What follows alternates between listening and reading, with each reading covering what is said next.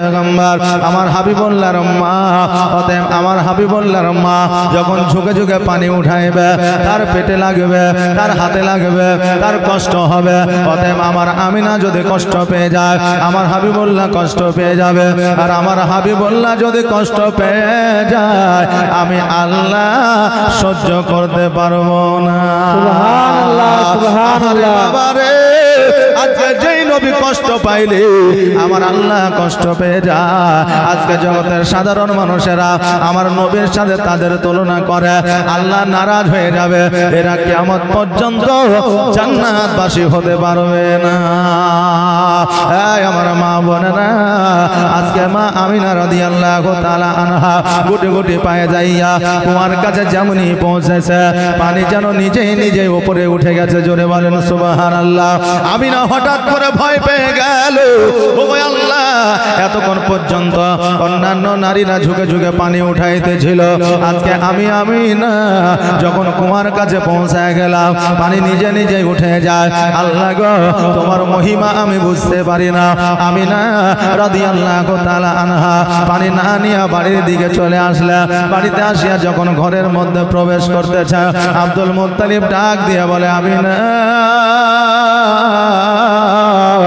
ও মা আমিনা, তুমি যে পানি আনার জন্য গেলা, তোমার কেন পানি না?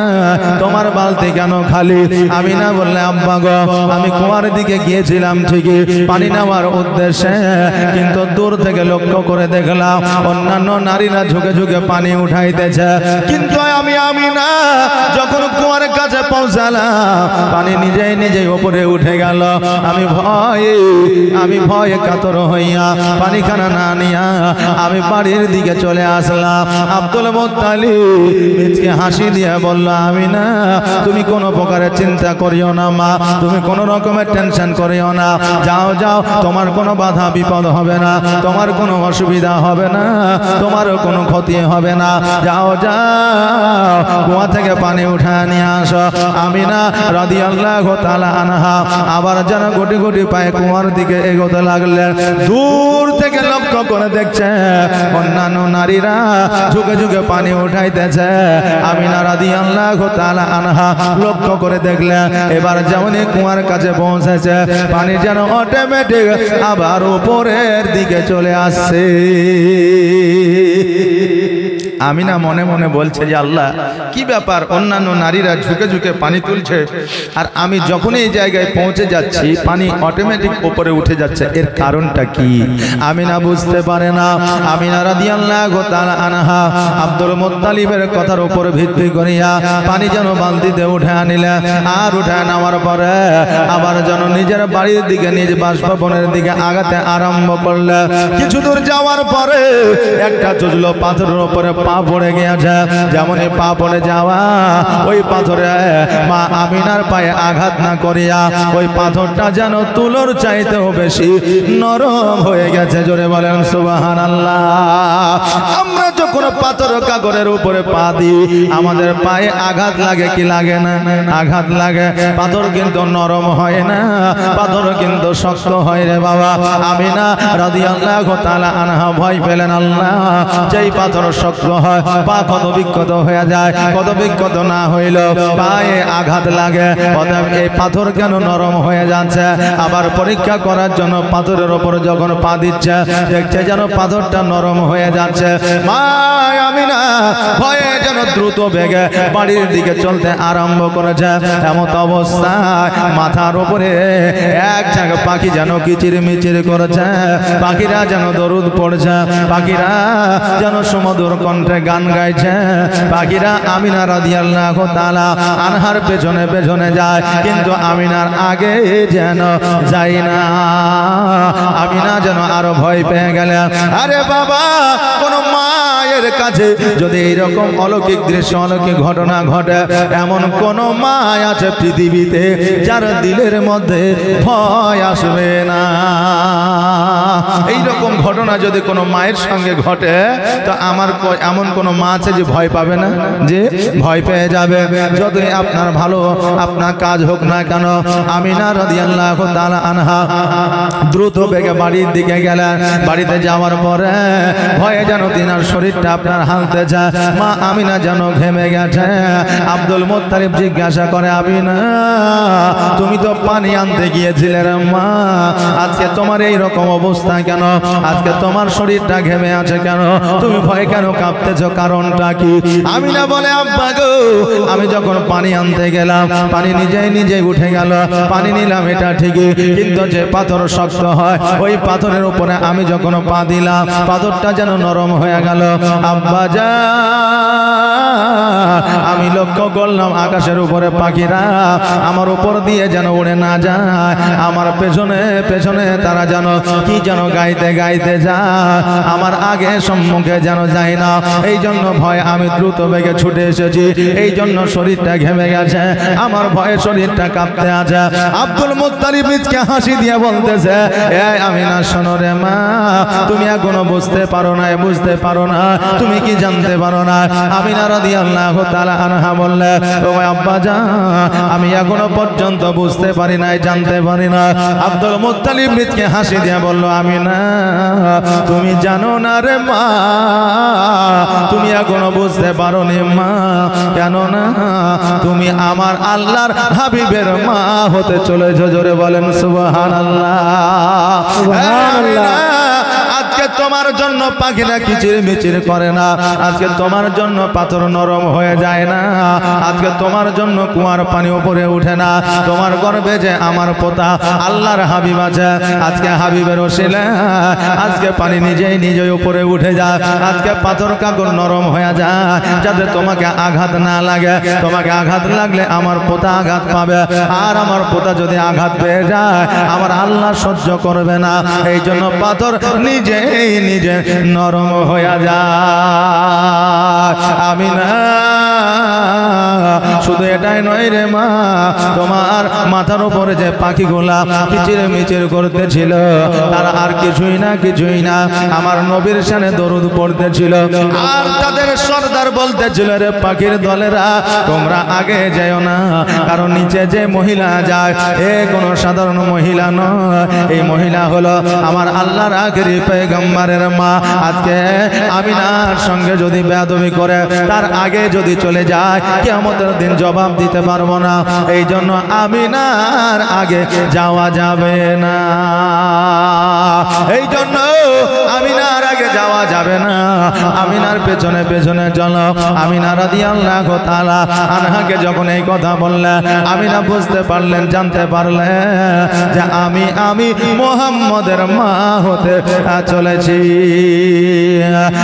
বাবাজি ভাইরা, আমার মায়েরা যখন গর্ভে সন্তান ধারণ করে, আমার মায়েরা যখন বাবা গর্ভে সন্তান ধারণ করে, তখন আমার মায়েরা জানতে পারে, বুঝতে পারে যে আমি মা হতে চলেছি।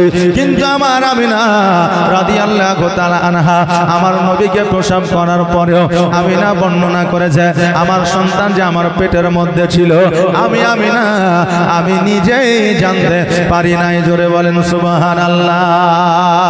আজকে পেটে গর্ভে সন্তান লইয়া আমার মা বোনেরা যখন চলাফেরা করে, রাস্তাঘাটে যায়, আমরা দেখলেই বুঝতে পারি এই মহিলা গর্ভবতী আছে। কিন্তু আমার আমিনা রাদিয়াল্লাহু তাআলা আনহা আমার নবীজিকে পেটে ধারণ করেছিলেন ঠিকই, কিন্তু আমার আমিনাকে দেখে কেউ বুঝতে পারেনি। আমিনা বর্ণনা করেছে, আজকে লোকে দেখে বুঝতে পারা তো দূরের কথা, আমিনা আমি নিজেই বুঝতে পারিনি। জোরে বলেন সুবহানাল্লাহ। বাবাজি ভাইরা, যেই নবী জগতের জন্য রহমত ও নিয়ামত হয়ে আসতেছে, ওই নবী কি মা আমিনাকে কষ্ট দিতে পারে?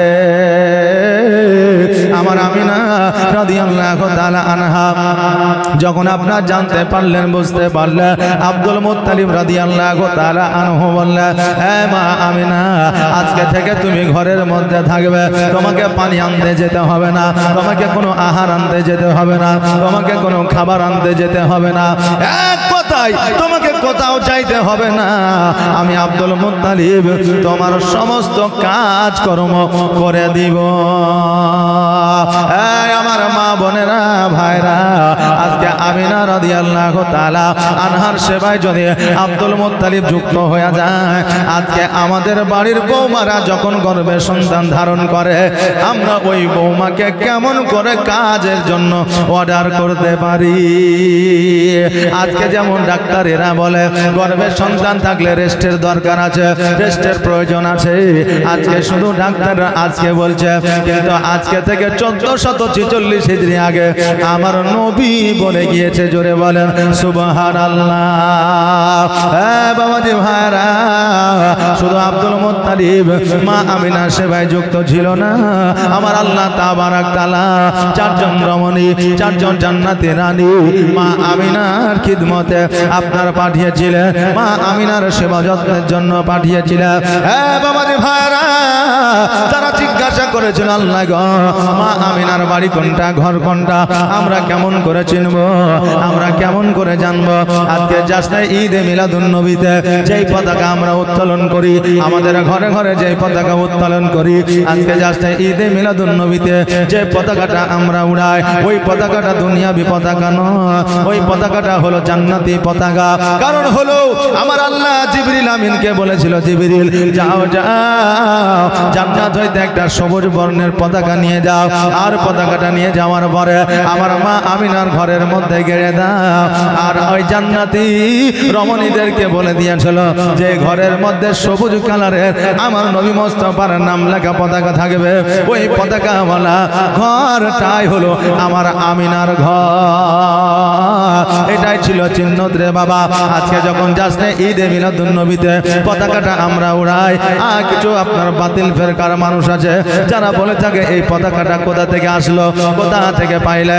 আজকে শুধু আমরা জাসনে ঈদে মিলাদুন নবী মানাই না, আমার আল্লাহর ফারিস্তারা পর্যন্ত মানিয়েছিল, জোরে বলেন সুবহানাল্লাহ। ও বাবাজি ভাইরা, আমার মা আমিনা রাদিয়াল্লাহু তাআলা আনহা ঘরের মধ্যে আছে, আব্দুল মুত্তালিব রাদিয়াল্লাহু তাআলা আনহু কাবা ঘরের মধ্যে যেন বসে আছে। হঠাৎ করে আমার আব্দুল মুত্তালিব লক্ষ্য করে দেখছে যেন যে কাবা ঘর যেন মা আমিনার ঘরের দিকে ঝুঁকে গেছে।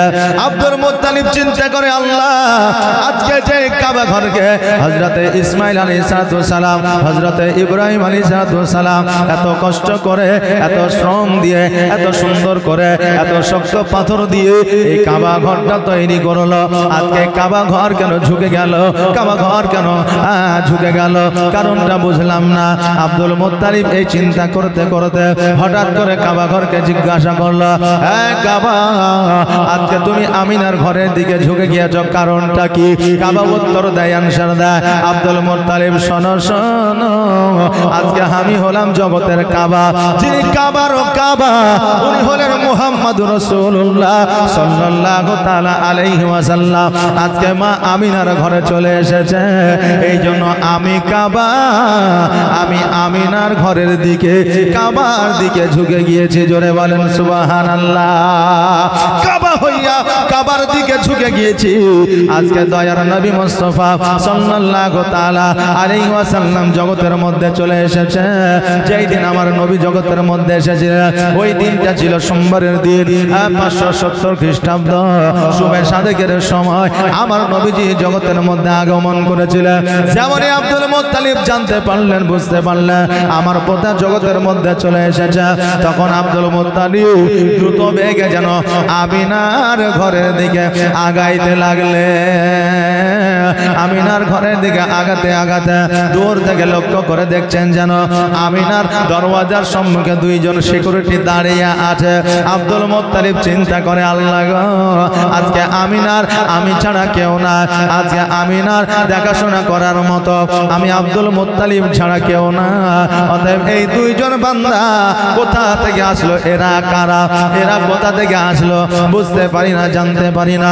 আব্দুল মুত্তালিব গুটি গুটি পায়ে গেলে, গুটি গুটি পায়ে যাওয়ার পরে তাদেরকে জিজ্ঞাসা করে, হে আল্লাহর বান্দা, আজকে তোমরা কে, তোমাদের পরিচয়টা কি, তোমরা আমিনার দরওয়াজার সম্মুখে দাঁড়ায় আছো কেন? তারা বলল, হে আব্দুল মুত্তালিব, আমরা জগতের কোনো মানুষ নয়, আমরা হলাম আল্লাহর ফেরেশতা, মানুষ রূপে আমরা দাঁড়িয়ে আছি। আমরা মা আমিনার দরওয়াজার সম্মুখে, আমরা মুহাম্মদ রাসূলুল্লাহ সাল্লাল্লাহু তাআলা আলাইহি ওয়াসাল্লামকে পাহারা আমরা দিতে আছি। বলে, তোমরা পাহারা দিচ্ছ কারণটা কি? বলে, পাহারা দেওয়ার কারণ হলো যে নবী জগতের মধ্যে এসেছে, আজকে থেকে 1 সপ্তাহ ধরে জগতের কোনো মানুষ আমার নবীকে দর্শন করবে না, একমাত্র আল্লাহর ফেরেশতারা দর্শন করবে। জোরে বলেন সুবহানাল্লাহ। আব্দুল মুত্তালিব বলে, আমিও কি দেখতে পাবো না? ফেরেশতারা বলল, না না, তুমিও দেখতে পাবে না। আব্দুল মুত্তালিব চিন্তা করে, বারে আমার পোতা আমি দেখতে পাবো না, এটা কেমন করে হয়? ফেরেশতারা বলল, আব্দুল মুত্তালিব, তুমি যদি জোর করে প্রবেশ করার চেষ্টা করো, আমরা বাধ্য হইব তোমাকে অজ্ঞান করতে। অতএব আব্দুল মুত্তালিব, তুমি জোর ঘাড়ায়ও না। আব্দুল মুত্তালিব বলল, আমার পোতা আমি দেখতে পাবো না, এটা কেমন করে হয়? এটা হতে পারে না। এই জন্য জোর করে মা আমিনার ঘরে প্রবেশ করতে গেল। এমন অবস্থায় আল্লাহর ফেরেশতারা মা আব্দুল মুত্তালিবের মাথায় হাত বুলায় দিল। কোন রাবি বলল, আব্দুল মুত্তালিবের মাথায় আঘাত করা হয়েছিল। হাত বুলায় দেওয়ার পরে আব্দুল মুত্তালিব যেন অজ্ঞান হয়ে জমিনের মধ্যে আপনার পড়ে গেল। এইদিকে আল্লাহ তাবারক তাআলা প্রথম আসমান থেকে মা আমিনার ঘর পর্যন্ত যেন বাবা সিঁড়ি নামায়া দিল। আর ওই সিঁড়িতে নামতে নামতে সকল ফেরেশতারা পড়তেছিল, আসসালাতু আসসালামু আলাইকা ইয়া রাসূলুল্লাহ, আসসালাতু আসসালামু আলাইকা ইয়া হাবিবাল্লাহ। ওটাই ছিল ফেরেশতাদের জুলুস। আজকে যে জুলুসটা আমরা জগতের মধ্যে মানাই, আজকে আমার আল্লাহর ফেরেশতারা যদি জুলুস মানাইতে পারে আমার নবীর শানে, আমরা মানুষ হইয়া, নবীর উম্মতি হইয়া কেন নবীর জুলুস মানাইতে পারি না? আজকে বাংলাদেশের মাটিতে দেখবেন, মোবাইলে, ফেসবুকে, হোয়াটসঅ্যাপে দেখতে পাচ্ছে যে তারা মাজার ভাঙছে আর মন্দির জোগাচ্ছে। এটা হচ্ছে না, মাজার ভাঙছে, মন্দির জোগাচ্ছে। হ্যাঁ বাবা যে ভাইরা, আজকে আমাদের ভারতবর্ষের মাটিতেও যারা জুলুস করা যাবে না বলছে, দেখবেন তারা আপনার জন্মদিনের ছেলেকে হ্যাপি বার্থডে বলে কেক খাওয়ায়। যারা বলে জন্মদিন পালন করা যাবে না, তারা আবার নিজের সন্তানের হ্যাপি বার্থডে বলে কেক খাওয়ায়। হ্যাঁ বাবা যে ভাইরা, আজকে ওই কেক খাওয়ানোটা, হ্যাপি বার্থডে বলানোটা, এটা হলো খ্রিস্টীয় ধর্মের আপনার প্রচলন। এই প্রচলন আমার ইসলাম ধর্মে না। যদি আপনার সন্তানের জন্মদিন পালন করেন, আপনি একজন আলেমকে ডাকবেন, বা আলেমকে যদি না ডাকেন, আপনি নিজে কোরআন তেলাওয়াত করা জানলে আপনি 4টা কুল পড়বেন, সূরা ফাতিহা পড়বেন, হাত তুলে আল্লাহর দরবারে সন্তানের জন্য দোয়া করবেন, মিষ্টান্ন কিছু খাবার করবেন, ফকির মিসকিনকে খাওয়াবেন, আত্মীয় স্বজনকে খাওয়াবেন, শ্বশুর শাশুড়িকে খাওয়াবেন, বাপ মাকে খাওয়াবেন। এতে আল্লাহ খুশি হয়ে যাবে। জোরে বলেন সুবহানাল্লাহ।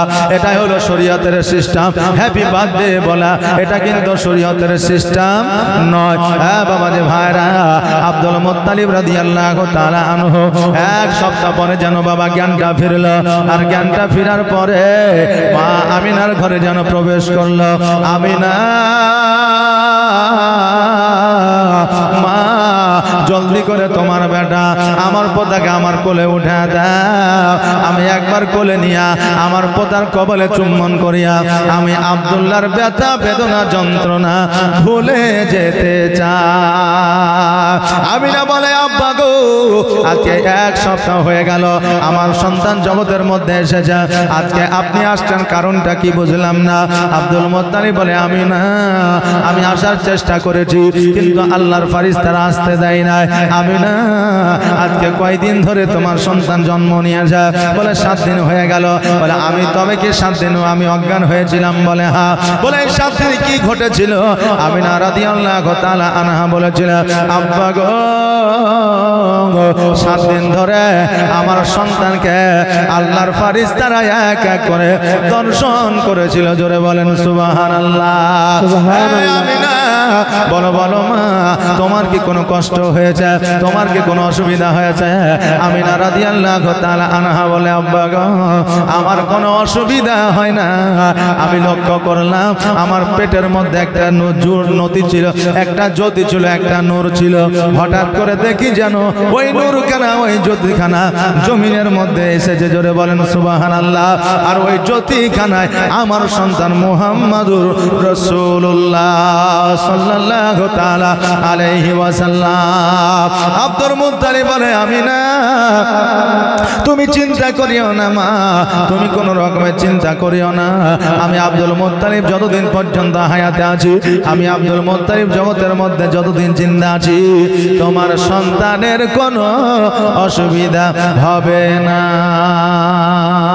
12 রবিউল আউয়ালে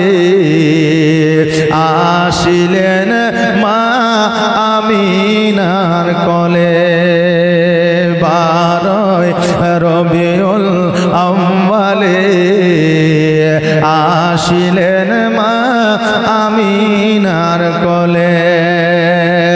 এতিম হয়ে আসিলেন ধরা মোর নবী দয়াময়। জন্ম নিয়ে কান্দিলেন তিনি উম্মতের মায়ায়। জন্ম নিয়ে কান্দিলেন তিনি উম্মতের মায়ায়। ভাগবতী মা গো তুমি, ও গো মা আমিনা, তোমার দুলালের নাই গো তুলনা। তোমার দুলালের পায়ের ছোঁয়া কাবা ধন্য হয়ে যায়।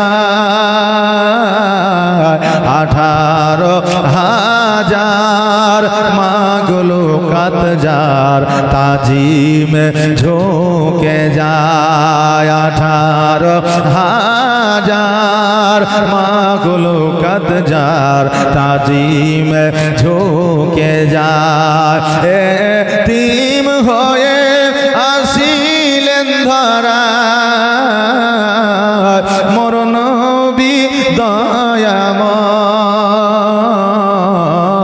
জন্ম নিয়ে কান্দিলেন তিনি উম্মতের মায়ায়। জন্ম নিয়ে কান্দিলেন তিনি উম্মতের মায়ায়। আল্লাহুম্মা সাল্লাল্লাহু মাওলানা মুহাম্মদ ওয়া আলা আলে সাইয়্যিদিনা মাওলানা মুহাম্মদ। হে বাবাজি ভাইরা, আমার মা আমিনা রাদিয়াল্লাহু তাআলা আনহা বললেন, ওই আমার আব্বা জান, আমার দয়ার নবী মায়ার নবী যখন জগতের মধ্যে আসলো, আমি আমিনা নিজেই জানতে পারি নাই। জোরে বলেন সুবহানাল্লাহ। আমিনা আব্দুল মুত্তালিবকে ডাক দেয়া বলে, আব্বা গো মক্কা নগরে সন্তান জন্মগ্রহণ করলে, তাই পাশে এসে লালন লালন পালন করে দেয়, আমার সন্তানকে কি কেউ নিয়ে যাবে না? আমার সন্তানকে কি কেউ লালন পালন করে দিবে না? আমার সন্তানকে কি কেউ নিয়ে যেতে পারবে না? আব্দুল মুত্তালিব বলল, আমি না, তুমি চিন্তা করিও না মা, চিন্তা করিও না। আজকে মক্কা নগরের সন্তানদের নিয়ে যায়, যেই রকম তারা টাকা পয়সা না পেয়েছে, যত তারা মূল্য না পেয়েছে, আমি আব্দুল মুত্তালিব এত দেব, এত দেব, তাদের চাইতে দ্বিগুণ দেব।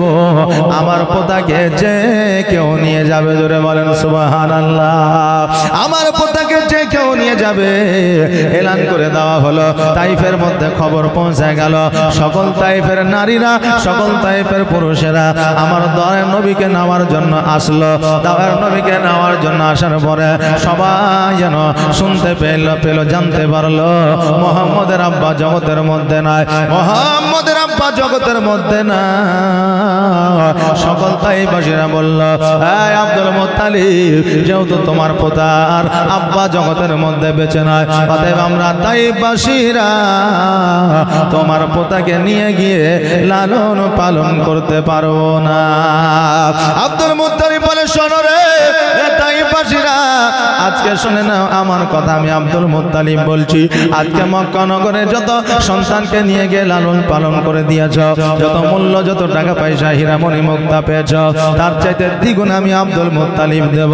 তাইফবাসীরা বলল, না না না, যেহেতু যার আব্বা জগতের মধ্যে নাই, তার সন্তানকে নিয়ে গিয়ে লালন পালন করে দিলে পরে যদি তুমি বলো আমি কিছুই জানি না, আমরা মূল্য পাবো না, সন্তানকে ফিরিয়ে দিতে হবে, অতএব তোমার পোতাকে আমরা নিয়ে যাব না। এইদিকে মা হালিমা সাদিয়া রাদিয়াল্লাহু তাআলা আনহা তাইফের মধ্যে আপনার ঘুমন্ত অবস্থায় আছে, শুয়ে গেছে। কারণ হালিমা মক্কা নগরের সন্তান নেওয়ার জন্য যায় নাই, এই জন্য যায় না। মা হালিমা নিজের শরীরকে আপনার সুস্থ করতে পারতো না।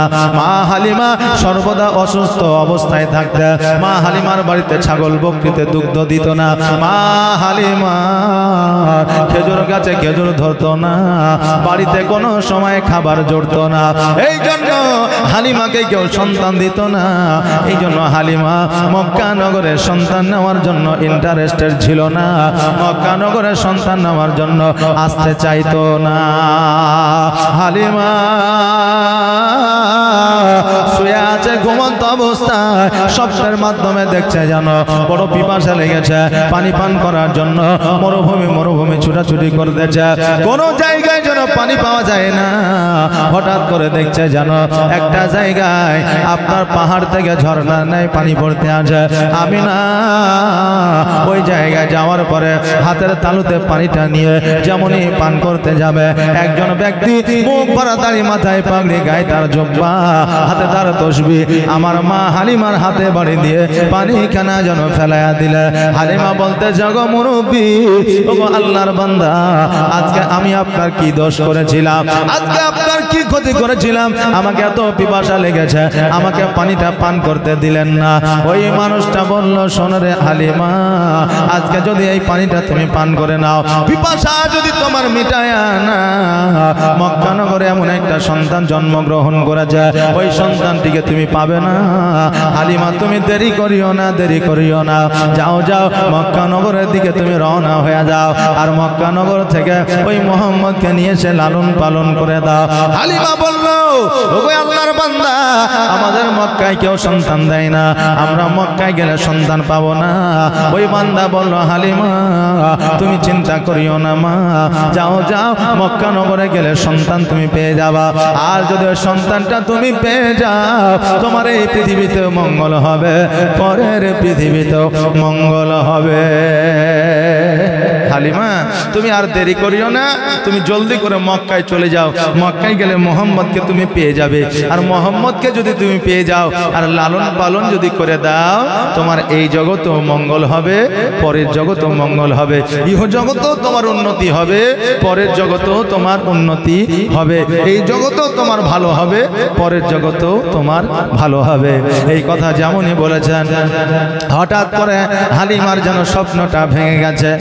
স্বপ্ন যেমনই ভেঙে যাওয়া, নিজের স্বামী হারিসকে ডাক দিয়েছে, বলে ওগো আমার স্বামী, আর দেরি করিয়েন না, দেরি করিয়েন না, একটা কথা আপনাকে বলতে চাই। বলে কি কথা? বলে স্বামী গো, আমি এমন একটা স্বপ্ন দেখলাম, আমার স্বপ্নটা যদি বাস্তবায়িত হয়ে যায়, আমার এই জগতেও মঙ্গল হবে, পরের জগতেও মঙ্গল হবে। বলে কি এমন স্বপ্ন? বলে মক্কা নগরে একটা সন্তান জন্মগ্রহণ করেছে, ওই সন্তানটিকে নিয়ে এসে যদি আমরা লালন পালন করে দিতে পারি, আমাদের ভাগ্যের দুয়ার খুলে যাবে। হারিস বলল, বিবি রে, সন্তান নেওয়ার কথা তুমি কেমন করে বলো? মক্কা নগরে আমাদের কেউ সন্তান দেয় না, কারণ আমরা নিজের খাবার নিজে জোগাড় করতে পারি না। তোমার শরীরটা অসুস্থ থাকে, সুস্থ হয় না, তোমার নিজের সন্তানকে তুমি দুগ্ধ দিতে পারো না, এই জন্য আমাদের কেউ সন্তান দিতে চায় না। আজকে আমরা 7 দিন ধরে অনাহারে আছি, আমরা মক্কায় যখন হাঁটিয়া যাব সন্তান নেওয়ার জন্য, সন্তান যদি আমরা না পাই, খাবারও পাবো না, আর খাবার যদি না পাই, আমরা ফিরে তাইফে আসতে পারবো না। কারণ বাবা, খোদার যন্ত্রণা, এত যন্ত্রণা সহ্য করা যায় না। হালিমা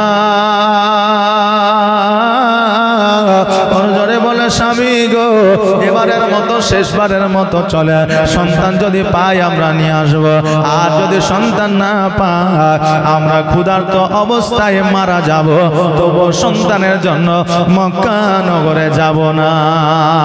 স্বামী হারিস বলল, বিবি রে, যখন তুমি বলছো শেষবারের মতো, তখন আমি রাজি হইলাম, চলো, তবে যাওয়ার সময় উঠকে আমরা হাঁটিয়ে নিয়ে যাব, আসার সময় সন্তান পাইলে উটের পৃষ্ঠে চেপে আসবো।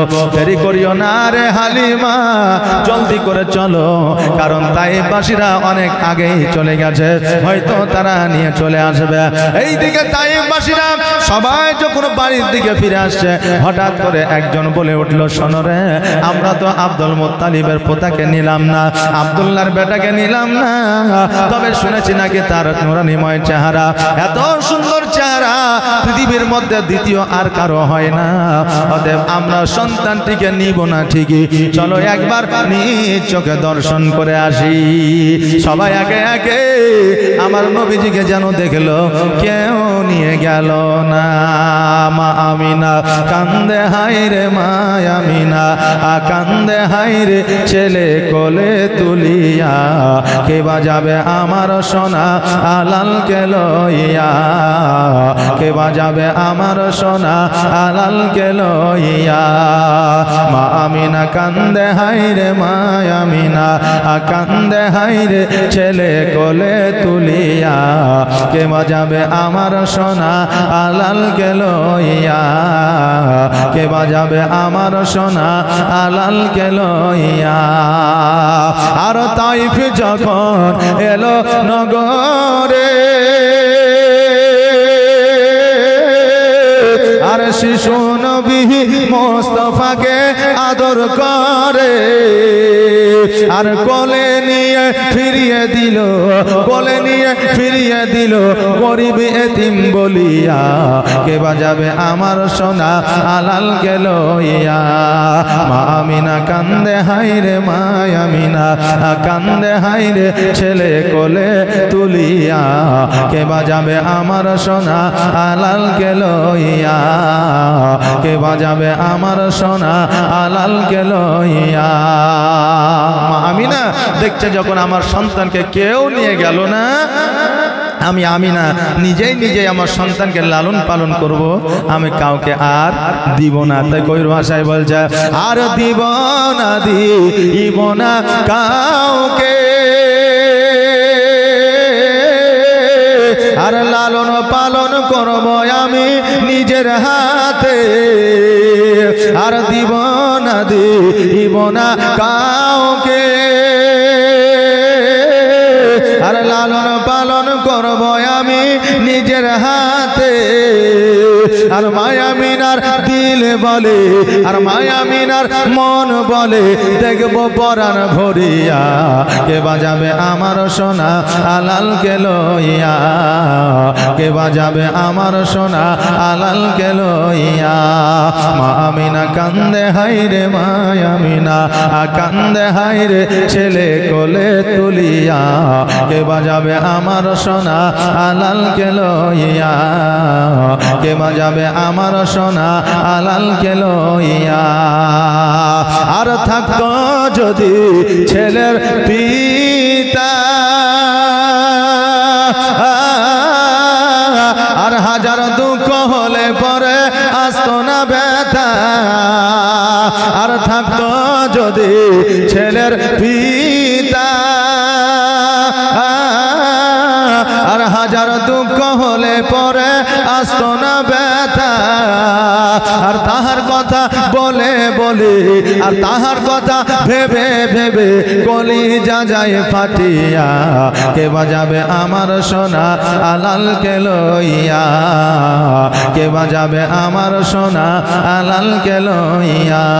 মা আমিনা কান্দে হাইরে মা আমিনা, মা আমিনা কান্দে হাইরে ছেলে কোলে তুলিয়া, কে বাজাবে আমার সোনা লালকে লইয়া।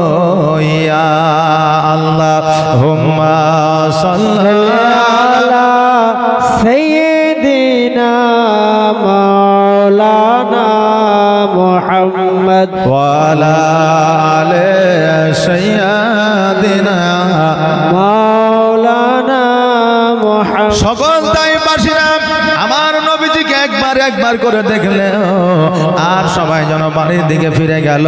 এই দিকে আমার মা হালিমাতুস সাদিয়া রাদিয়াল্লাহু তাআলা আনহা নিজের সন্তানকে নিয়ে যেন বাবা আব্দুল মুত্তালিবের কাছে পৌঁছালো। আব্দুল মুত্তালিবকে বলে, আব্দুল মুত্তালিব আপনার পোতা নাকি জগতের মধ্যে এসেছে, আমি হালিমা, আমাকে যদি একবার আপনার পোতাকে দিয়ে দেন, আমি নিজে আপনার পোতাকে লালন পালন করব।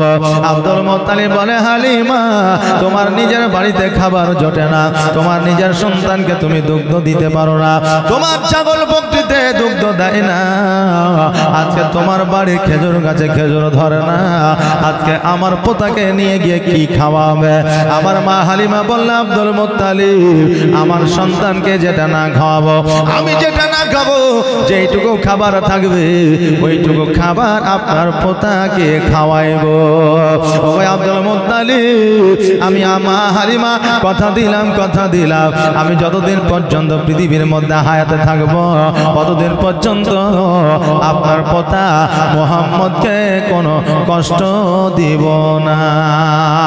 আব্দুল মুত্তালিব বলে, হালিমা আমি বলতে পারবো না, আমার মা আমিনা যদি তোমাকে সন্তান দিয়ে দেয়, আমার মুহাম্মদকে যদি তোমার কোলে উঠাইয়া দেয়, আমি আব্দুল মুত্তালিব বাধা দিব না, এই জন্য আমি দিতে পারবো না। আজকে আমার পোতার আব্বা না, আজকে তোমার কোলে যদি উঠাইয়া দিই, আমার মা আমিনা হয়তো বলবে আজকে আমার সন্তানের আব্বা নাই বলে এমন একজনের কোলে আমার সন্তানকে উঠাইয়া দিল যার নিজের বাড়িতে খাবার জোটে না।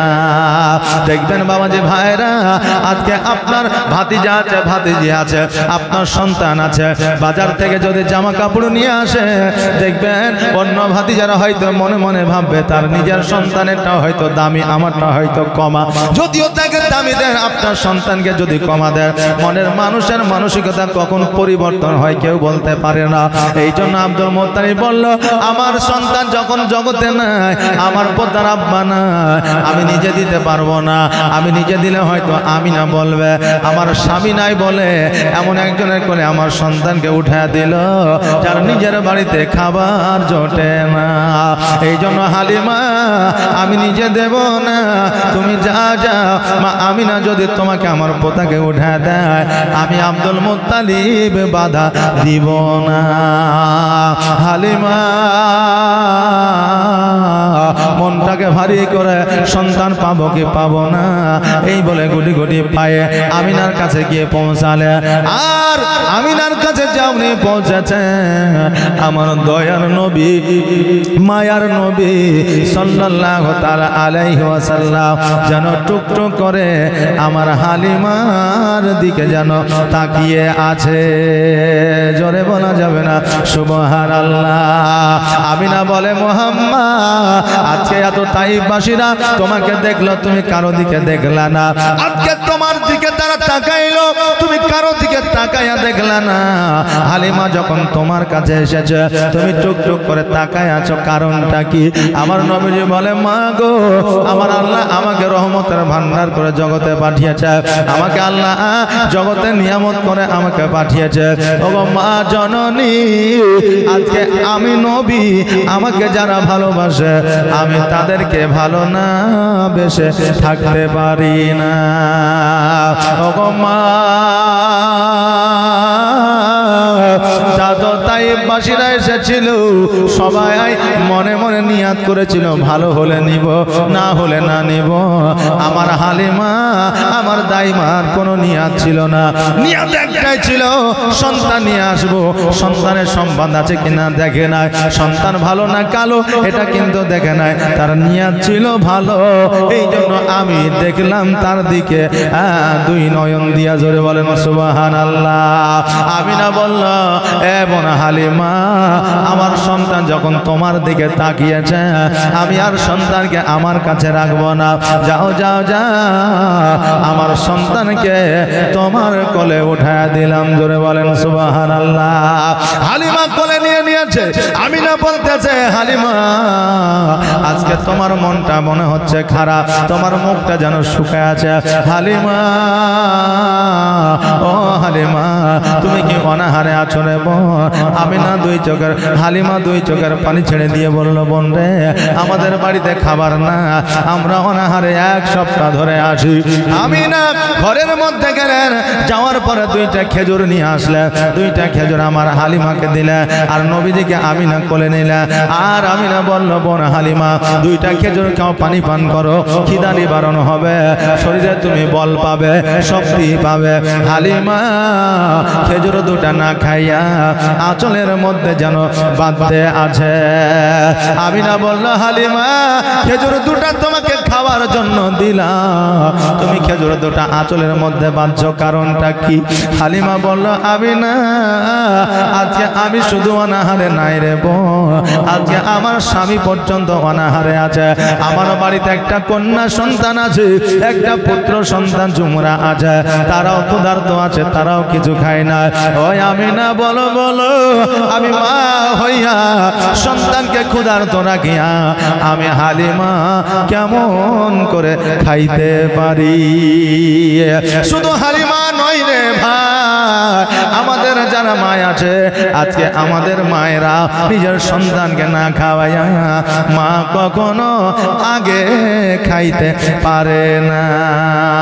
আরে আমার বাবাজি ভাইরা, জগতের মধ্যে অনেক যুবক আছে, তারা মাকে বলে থাকে, মা তুমি শুধু জন্মই দিয়েছো, আমার জন্য কি করেছো? বাপ তো বলে, আব্বা গো তুমি শুধু জন্ম দিয়ে লালন পালন করেছো, আমার জন্য কি করেছো? ব্যবসা দাওনি, বাণিজ্য দাওনি, টাকা দাওনি, পয়সা দাওনি, চাকরি দাওনি, বাকরি দাওনি, আমাকে শুধু জন্ম দিয়েছো, আমার জন্য কিছুই করনি। এই কথা অনেক যুবক আছে বলে। আরে যুবক শুনে না, তোমার মা তোমার আব্বা তোমার জন্য যা করেছে, তোমার শরীরের চামড়া, তোমার শরীরের চামড়া ছিলিয়া যদি পিতামাতার পায়ের তলে বিছায় দাও, তবুও তোমার বাবা মায়ের ঋণ পরিশোধ হবে না। তোমার জন্য তোমার মা যেই জিনিসগুলো ত্যাগ করেছে তুমি কিয়ামত পর্যন্ত পারবে না। তুমি যখন তোমার মায়ের গর্ভে ছিলে, ডাক্তারে বলেছিল যে ওগো মা, তুমি যদি টক খাও তোমার শরীরে ক্ষতি হবে, তোমার সন্তানের ক্ষতি হবে।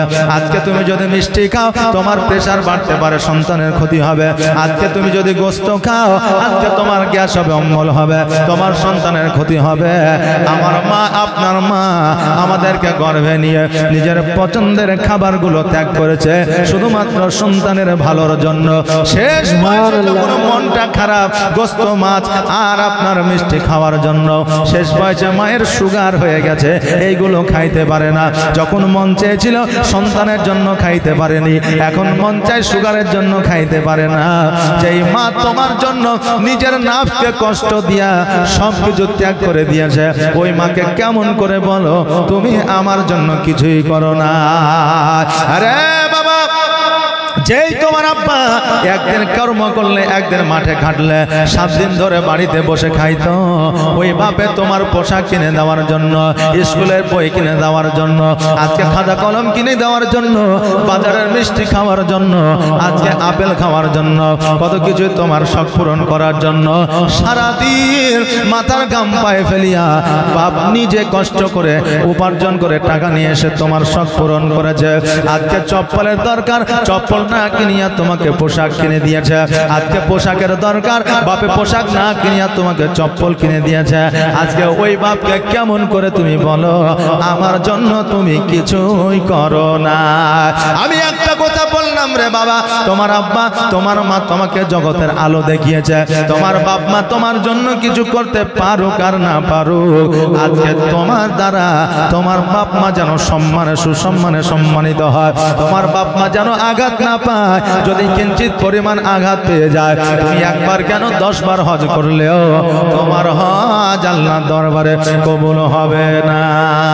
তবে বাবা যে ভাইরা, এখন কিছু মা বাপও আছে যারা নিজের সন্তানকে নিজের মতো করে ভালোবাসেন। বলবে এটা বলবি আবার কেমন কথা? একটা বাপের 4টে বেটা, একটা মায়ের 4টে বেটা, দেখবেন যেই বেটা বেশি রোজগার করে তার সন্তানকে নিয়ে আহারে উহুরে করে, আর যেই বেটা একটু কম রোজগার করে তার সন্তানকে একটা চকলেটও কিনে দেয় না। তবে বাবা সবাই না, দেখবেন যেই বেটা ভালো আছে সেই বেটার দিকে গড়ে যায়, যেই বেটা একটু উপার্জন কম করে তার দিকে চোখ তুলে দেখতে পারে না। এক বেটাকে 4 বিঘা জমি দেয়, অপর বেটাকে 1 বিঘাও দেয় না। এরকম আছে না নাই? জি আছে। বাবারে সন্তানের যেমন হক আছে পিতা মাতাকে কষ্ট দেবে না, মায়েরও হক আছে যে সন্তানকে হক আদায় করবে, হক মারবে না। সন্তান পৃথিবীতে জন্ম দিলে শুধু হয় না, সন্তানেরও কিছু হক আছে, যে হকটা পিতামাতাকে আদায় করতে হয়। যে হকটা পিতামাতা যদি সন্তানের আদায় না করে, কাল কিয়ামতের দিন ওই বাপ মাও জান্নাতি হতে পারবে না। এই জন্য এটা নয়, পৃথিবীর মধ্যে তোমার বাপ মা যদি সন্তানের জন্য কিছু অন্যায় করে, ওই সন্তান কিয়ামত পর্যন্ত পিতামাতার বিচার করতে পারবে না। ওই পিতামাতার বিচার একমাত্র আল্লাহ করবে। তবে বাবা বড় হওয়ার পরে সন্তানের আচরণ, বৌমার আচরণ ব্যবহার দেখিয়া বাপ মার মধ্যে পরিবর্তন আসে, কিন্তু শৈশবকালে যে মহব্বত সন্তানের প্রতি থাকে, বড় হইলে সে মহব্বতটা থাকে না। আরে আমার বাবা যে ভাইরা, আমার শুধু হালিমা নয়, আজকে প্রত্যেকটা মা সন্তানকে খিদাতে রাখিয়া কোনো মা পেট পূরণ করে খায় না, পেট পূরণ করে খেতে পারে না। সন্তান যদি কান্না করেছে, মা খেতে বসেছে, ছেড়ে দিয়ে সন্তানকে দুগ্ধ দিয়েছে, সন্তান পায়খানা করেছে, খাবার ছেড়ে দিয়ে সন্তানকে পরিষ্কার পরিচ্ছন্ন করেছে। এত কষ্ট করে তোমার মা তোমাকে লালিত পালিত করেছে, তোমার মাকে কেমন করে তুমি কষ্ট দাও? কষ্ট দিও না রে বাবা, কারণ তোমাকে কষ্ট দিলে আল্লাহর আরশে আজিম পর্যন্ত হিলে যায়। জোরে বলেন সুবহানাল্লাহ। এই জন্য কই বলছেন মায়ের দিলেতে ব্যথা কখনো দিও না, কখনো দিও না, মায়ের দিলেতে ব্যথা কখনো দিও না, কখনো দিও না। আর মায়ের দোয়ায় পাওয়া যায় গো,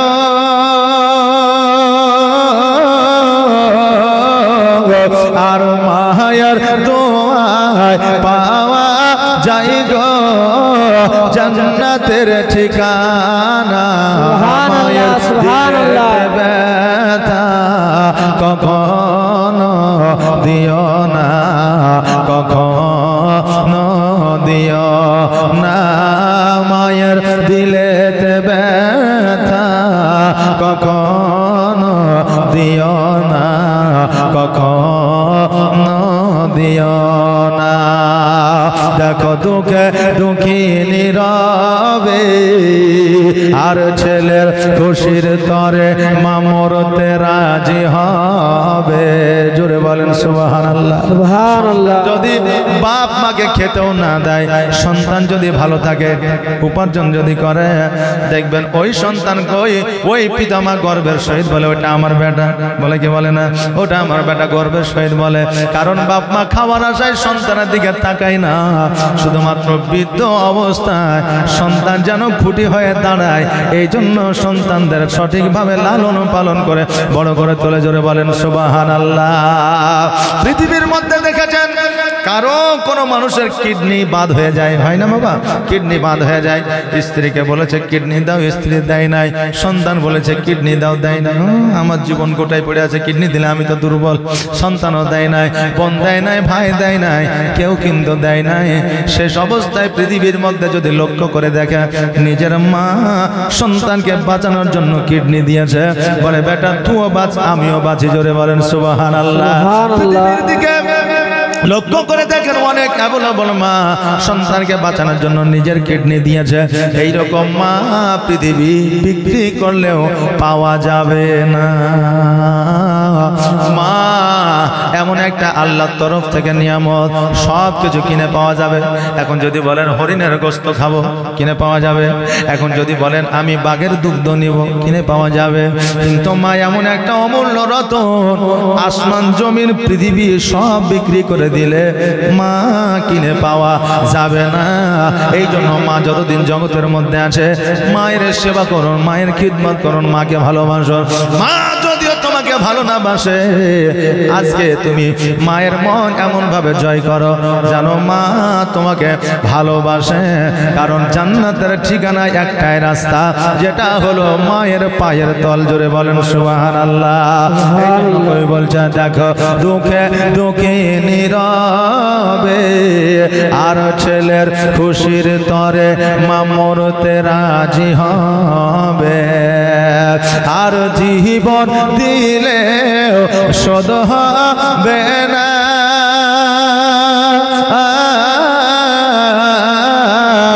জীবন দিলে শোধ হবে না, মায়ের দুধের দেনা, মায়ের দিলেতে ব্যথা কখনো দিও না, কখনো দিও না, মায়ের দিলেতে ব্যথা কখনো দিও না, কখনো দিও না। আর মায়ের দোয়া পাওয়া যায় গো, মায়ের দোয়া পাওয়া যায় গো, জান্নাতের ঠিকানা। মায়ের দিলেতে ব্যথা কখনো দিও না, কখনো দিও না।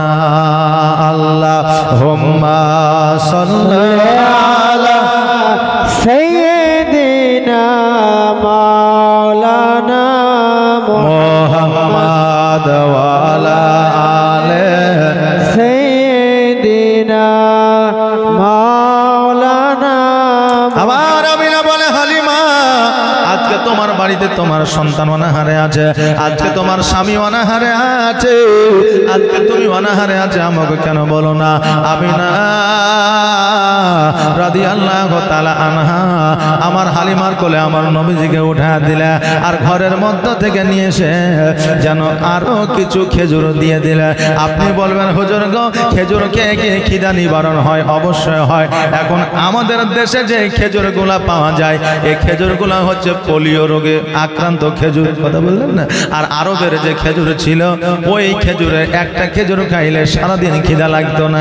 আমাদের দেশে দেখবেন আগে বানবন্যা আসতো, আপনাদের দেশে আসে না? এদিকে বানবন্যা আসলে আমার মায়েরা চালকে ভেজে, ভুট্টাকে ভেজে আপনার ছাতু তৈরি করতো, তাই না? আর ওই ছাতু সকালবেলায় খেয়ে নিলে সারাদিন আর খিদা লাগতো না, শুধু পিপাসায় লাগতো, তাই না? তো ওই রকম খেজুর একটা সকালে খেয়ে নিলে পিপাসা লাগে, কিন্তু খিদা লাগে না। এই আমাদের এখানে একটা আজওয়া খেজুর বলে আসে, বুঝলেন, অনেক দাম, কিন্তু অরিজিনাল আজওয়া কিনা এটা জানা নাই। আমার রাসূল পাক সাল্লাল্লাহু তাআলা আলাইহি ওয়াসাল্লাম বলেছেন, এই আজওয়া খেজুর যদি সকালে 1-2টা খেয়ে নেওয়া হয় তো বিষাক্ত সাপেও যদি ওই বান্দাকে দংশন করে দেয় তো আজওয়া খেজুরের পাওয়ারে তার শরীরের সমস্ত বিষ পানি হয়ে যাবে, বিষ লাগবে না। জোরে বলেন সুবহানাল্লাহ। সুবহানাল্লাহ। এই আজওয়া খেজুরের কত পাওয়ার! এই খেজুরটা আমার নবী খাইতে বেশি পছন্দ করতেন। তো ওই আজওয়া খেজুর এখন কোথায় পাওয়া যাবে? যে আরবে হয়তো এখন চাষ হয় কিনা, কিন্তু আজওয়া বলে চালান করে দিয়েছে। কথা বুঝলেন না? খেজুর দিয়ে আপনার কি করছে, গুড় দিয়ে আপনার খেজুর তৈরি করছে, বিচি আটি ঢুকিয়ে দিচ্ছে, তো বলছে এটা খেজুর, চালান হয়ে গেল।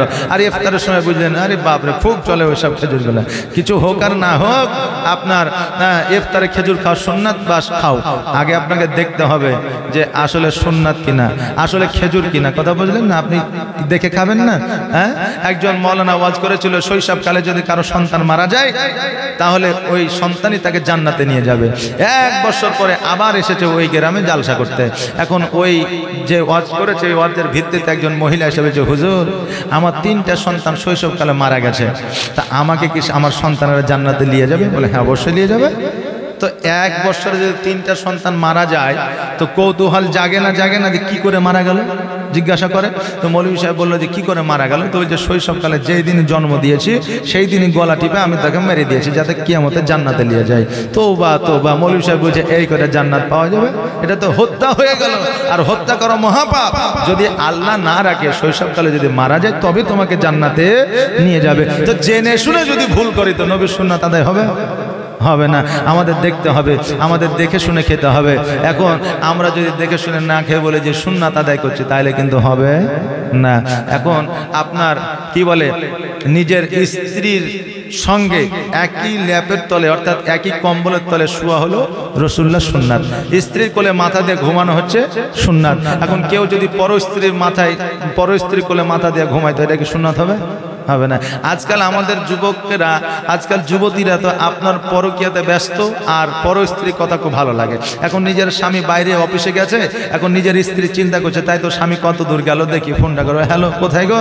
তো বলছে আমি রাস্তায় আছি, এখন বাইক চালাচ্ছি, ফোনটা রাখো, তুমি দেখলা না যে এখনই বাইরে হয়ে আসলাম। আর যখন পর স্ত্রী ফোন করছে, হ্যাঁ গো কোথায়? তো বলছে বাইক চালাচ্ছি। ও তাহলে রাখছি। বলে না কোনো অসুবিধা নেই, বলো জানো, অসুবিধা নেই। সারা রাস্তা বাইক চালাচ্ছে, কানে আপনার ফোন ধরে নিয়েছে, কথা চলছে।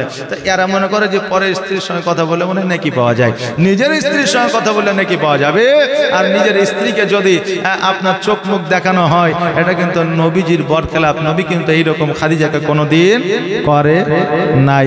হে মা বোনেরা, তোমরা যদি মনে করো যে মৌলবি আমাদের পক্ষ নিয়ে কথা বলছে, হ্যাঁ শুধু পক্ষ নয়, আমার মা বাবারা যদি নারাজ হয়ে যায় তোমাদের প্রতি, তাহলে কিন্তু তোমাদের জান্নাত নসিব হবে না। কারণ স্বামীর পায়ের তলে স্ত্রীর জান্নাত। এক মৌলবি ওয়াজ করেছে যে স্বামীর পায়ের তলে জান্নাত। এক বিবি বুঝলেন কোলে ছেলে করে নিয়ে চলে এসেছে বাড়ি, যাওয়ার পরে ছেলেটাকে শুইয়ে দিয়ে একটা কোদাল নিয়ে এসে লেগেছে খুঁড়তে। এখন স্বামী বলছে, হ্যাঁ রে পাশে জালসা হয়েছে আর তুই আমার পায়ের তল খুঁড়ছিস, কারণটা কি? তো বলছে তুমি চুপ করে শুয়ে আছো, শুয়ে থাকো, না হলে তোমার খবর আছে। এখন স্বামী দেখছে যে লক্ষ্মী ভান্ডারের মালিক তুই, রেশন কার্ডের মালিক তুই, স্বাস্থ্যসাথীর মালিক তুই, আমাদের মুখ্যমন্ত্রী ও মহিলা, তা আমি আর কি বলবো, তোর যা মন যায় তুই তাই কর, যত পাওয়ার তোর হাতে, নাকি বলে, তোর যা মন যায় তুই তাই কর। এবারে 1 মাজা পর্যন্ত খুঁড়ে আইলে গেছে, চুপ করে বসে আছে। এখন স্বামী তো স্ত্রীর কষ্ট সহ্য হয় না। এখন স্বামী বলছে যে হ্যাঁ রে রহিমের মা, বল না কিসের লেগে খুঁড়ছিস? তো বলে মৌলভী সাহেব এক্ষুনি বললে যে স্বামীর পায়ের তলে জান্নাত, তাই আমি সঙ্গে সঙ্গে একবারে তরু তাজা আমি দেখতে চাই যে স্বামীর পায়ের তলে জান্নাত। আমি যতক্ষণ পর্যন্ত জান্নাত না দেখবো খুঁড়া বন্ধ করব না। এখন স্বামী বলছে খেপি কোথাকার, খুঁড়ে কি আর জান্নাত পাওয়া যাবে? আমার হাত মাখানে একটু টিপ তো জান্নাত পাবি। বলছে ওইরকম জান্নাতের দরকার নেই, ও কষ্ট করে নিজে খুঁড়ে জান্নাত নিবে, কিন্তু স্বামীর সেবা করে নিবে না। কথা বুঝলেন না?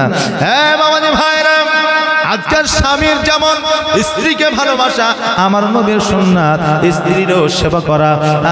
আমার খাদিজাতুল কুবরা রাদিয়াল্লাহু তাআলা আনহার সুন্নাত। হে বাবাজি ভাইরা, যেই দিকে যাচ্ছিলাম এই দিকে আমার হালিমাতুন সাদিয়াকে কিছু খেজুর নিয়ে এসে দিলেন। খেজুর যেন আপনার আঁচলের মধ্যে বেঁধে নিলেন। খেজুরগুলা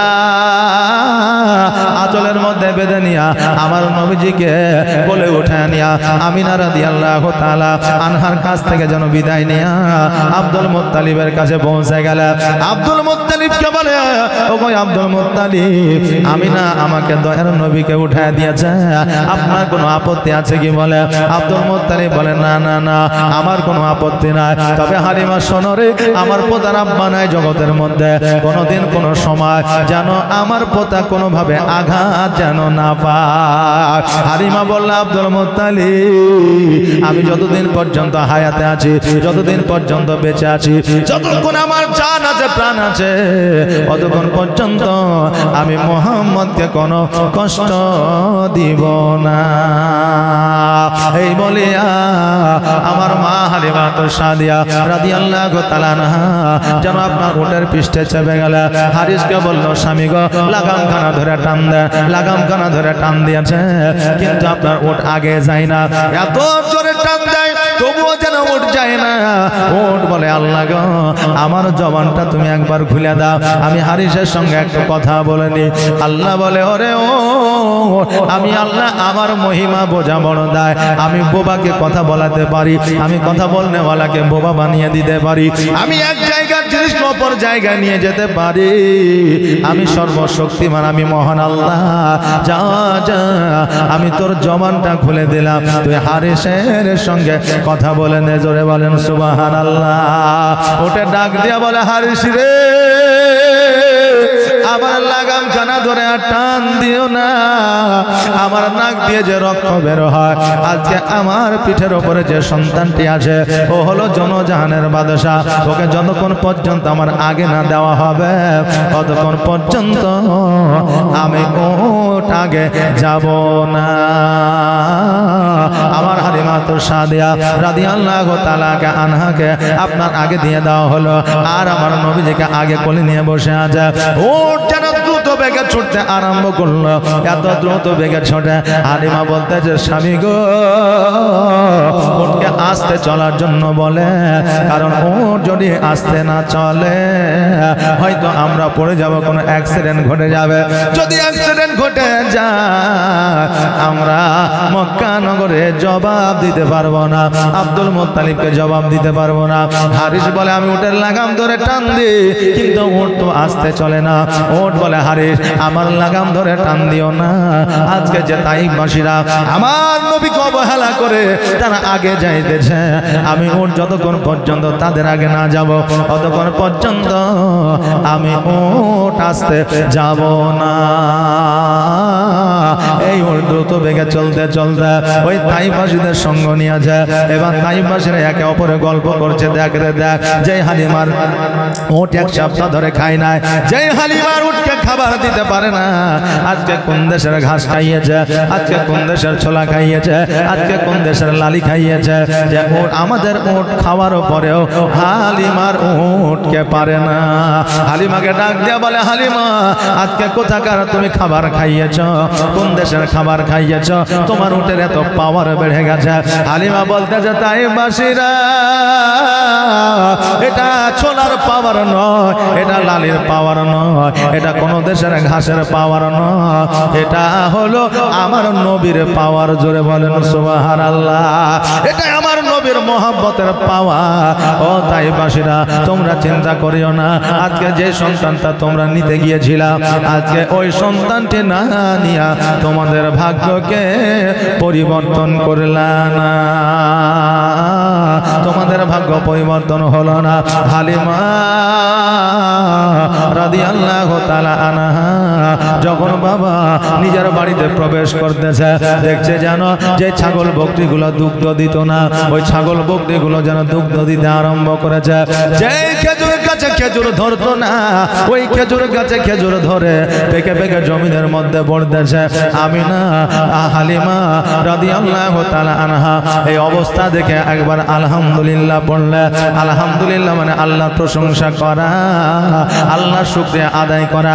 আলহামদুলিল্লাহ শব্দের অর্থ হলো সমস্ত প্রশংসা আমার আল্লাহ। এবার বাবাজি ভাইরা, হালিমা সাদিয়া রাদিয়াল্লাহু তাআলা আনহা নিজের স্বামী হারিসকে বলে, স্বামী গো, এই দেখেন সন্তানটিকে নিয়ে একবার বাইরে থেকে ঘুরে আসে, আমি ততক্ষণ আর আমার মুহাম্মদের জন্য একটা দোলনা বানায় আনি। তখনকার দোলনা ছিল রে বাবা বাবা মায়ের আঁচল মায়ের চাদর চালের মধ্যে একদিক বাধ্য অপর দিক অন্যদিকে বাধ্য আর সন্তানকে ওই দোলনায় আপনারা শোয়া দেওয়া হতো। আজকে থেকে 10 বছর আগে এরকম দোলনা দেখেছি, দেখি নাই? কিন্তু এখনকার দোলনা বাবা 500 টাকা, 1000 টাকা, 2000, 2500, 3000 টাকা দিলে দোলনা কিনে পাওয়া যায়। আবার অটোমেটিক সিস্টেম আছে, ছেলে যদি হাসে দোলনা হাসবে, ছেলে যদি কাঁদে দোলনাতে বাজনা বাজাবে, লাইটিং জ্বলবে লাল নীল সবুজ, না এরকম লাইটিং। আরে বাবা আগে মায়ের আঁচলে দোলনা বানায়া ওই সন্তানকে শোয়া দিয়া দোলনা দিয়া ওই মা জাদাতে আপনার আটা পেশাই করেছে, ঢিকিতে চাল বাইর করেছে, সন্তান শান্তিময় ভাবে ঘুমিয়েছে। আর এখন ঢিকি নাই, এখন জাতাও নাই। জাতা ঢিকি বুঝেন যে এখন ঢিকিও নাই, জাতাও নাই। এত এখন কত সুন্দর রং বেরঙের দোলনা, ওই রং বেরঙের দোলনাতে সন্তানকে শোয়া দিলেও ওই সন্তান শান্তিভাবে ঘুমায় না। এখান থেকে বোঝা যায় যে আপনার মা এই দোলনা 500 টাকা, 1000 টাকা, 5000 টাকার দোলনাতে যে শান্তি, আজকে মায়ের দোলনার সঙ্গে তুলনা হবে না। এখান থেকে বোঝা যায় মায়ের আঁচলে যে শান্তি পৃথিবীর কোনো দোলনায় পাওয়া যায় না। জোরে বলেন সুবহানাল্লাহ। আগে মায়ের আঁচল দিয়ে দোলনা বানানো হইতো, এই জন্য বাচ্চারা শান্তিময় ভাবে ঘুমাইতো। আর এখন বাবা টাকার গৌরবে, টাকার অহংকারে আজকে বড় বড় দোলনা কিনে নিয়ে এসে শোয়া দিছি। ওই দোলনায় বাচ্চার শান্তি এ না। আর শান্তি যদি না থাকে ঘুম কেমন করে আসবে? হালিমা বলল, স্বামী গো এই বাচ্চাটাকে একটু বাইরে থেকে ঘুরিয়ে নিয়ে আসা, আমি ততক্ষণ আমি একটা দোলনা বানিয়ে নিই। হালিমা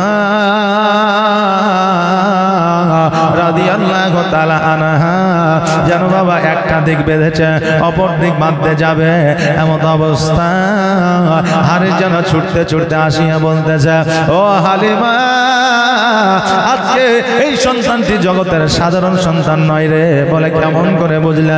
বলে এই রকম করে বুঝলাম, বাচ্চাটিকে নিয়ে যখন বাইরে গেলাম, বাইরে যাওয়ার পরে বাচ্চাটার একটা হাত ছুটে গিয়েছিল, হাতটা যখন গলতেছিল লক্ষ্য করে দেখলাম আকাশের সূর্য পর্যন্ত এই বাচ্চার হাতের সঙ্গে দোলছে। জোরে বলেন সুবহানাল্লাহ। শুধু এটাই নয় রে হালিমা, ওই হাতের সঙ্গে সঙ্গে আরবের মধ্যে যত গাছপালা ছিল সমস্ত গাছপালাগুলো যেন আমার নবীর হাতের সঙ্গে যেন দুলতেছে। জোরে বলে সুবহানাল্লাহ। হালিমা বলতেছে, স্বামী গো আপনি এতক্ষণে বুঝতে পারলে? আমি তো মক্কাতেই বুঝে গিয়েছিলাম। বলে মক্কায় বুঝে গিয়েছো? বলে হ্যাঁ। বলে কি বুঝেছো বলো? হলো কি ঘটনা, হলো কি গল্প যদি আপনার শোনাও থাকে তবুও শুনতে মন যায়, যায় না? আমরা ছোট্টকালে দাদু দাদির মুখে কত যে টেপাটেপির গল্প শুনেছি তা ঠিক নেই, আপনারাও শুনেছেন হয়তো।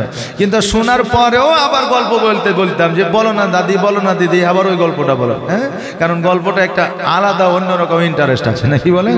হ্যাঁ, তো দেখবেন অলৌকিক কিছু দৃশ্য, অলৌকিক কিছু কাহিনী যদি কারো জানা থাকে, যদি বলতে বলে বা বলবো যদি বলে, তো তার প্রতি একটা আলাদা আপনার অনুভব তৈরি হয়। তা হারিস বলতেছে, তুমি যখন মক্কাতে জেনে গিয়েছো তো কি এমন ঘটনা বলো?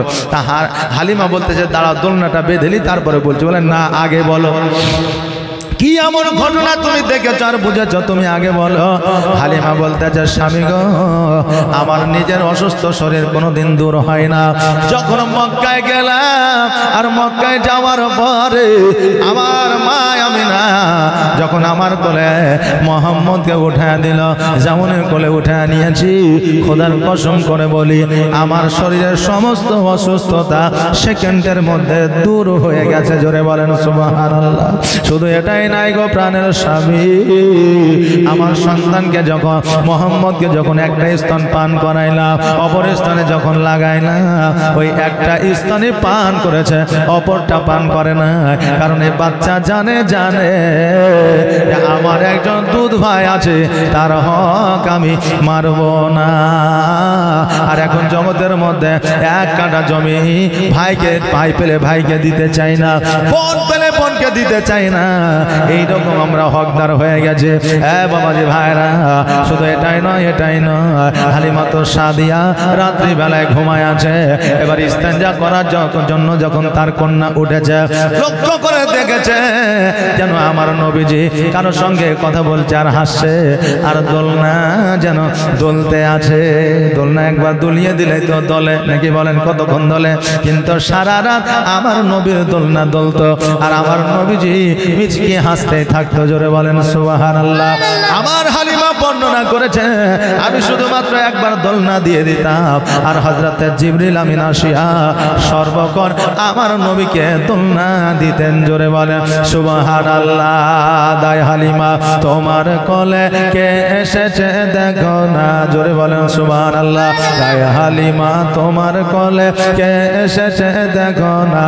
দিন দুনিয়ার বাদশা সেজে তাজদারে মদিনা, যে হলো দিন দুনিয়ার বাদশা তাজদারে মদিনা, হালিমা লালন পালন করে দিল। আজকে আমরা পাইলেও আমরা লালন পালন করে দিতাম না, দিতাম না? যে হলো দোনো জাহানের বাদশা আমরা পাইলেই দিতাম, কিন্তু আমরা তো পাইলাম না। আমরা নবীর উম্মতি হইলাম, এটাই আমাদের, এর জন্য আমরা সৌভাগ্যবান। আমি হালিমা আমার নবীকে পাইয়া যেমন ভাগ্য পরিবর্তন করিল, আজকে নবীর জীবনী শুনিয়া আমরা জীবন পরিবর্তন করব, বলেন ইনশাআল্লাহ। নবীকে পাইলে তো আমরা খুশি হইতাম, আর নবীকে পাইলে তো আমরা লালন পালন করতাম, হ্যাঁ কি না? যে করতাম না, করতাম না, করতাম। তো নবীর মহব্বতে 5টা ভাই আমার 500 টাকা করে দেন তো, মাত্র 5 মিনিটের মধ্যে। নবীকে পাইলে তো নবীকে আমরা লালন পালন করতাম। তো নবীর মহব্বতে 500 টাকা করে টাকা কালেকশন কিন্তু আগামী কাল থেকে হবে। আজকে শুধুমাত্র ইশারা আপনাদেরকে বলে দিলাম যে কালেকশন হবে, এটা জানিয়ে দিয়ে গেলাম। হয়তো কালকেও কালেকশন হলো না, আজকে হলো না, আপনারা হয়তো ভাববেন যে কালেকশন মনে হয় করবে না, নাকি বলে? এই জন্য টাকা পয়সা হয়তো আনবেন না, এই জন্য ইশারা। 5টা ভাই আমার 500 টাকা করে টাকা, বেশি বলি নেই, মসজিদের উন্নতি কল্পে 5টা ভাই 500 টাকা করে টাকা। একটু চটজলদি 5 মিনিটের মধ্যে আমার মা বোনেরা আপনারা 3টা দিবেন, আমার বাপজিরা 5টা, মা বোনেরা 3টা।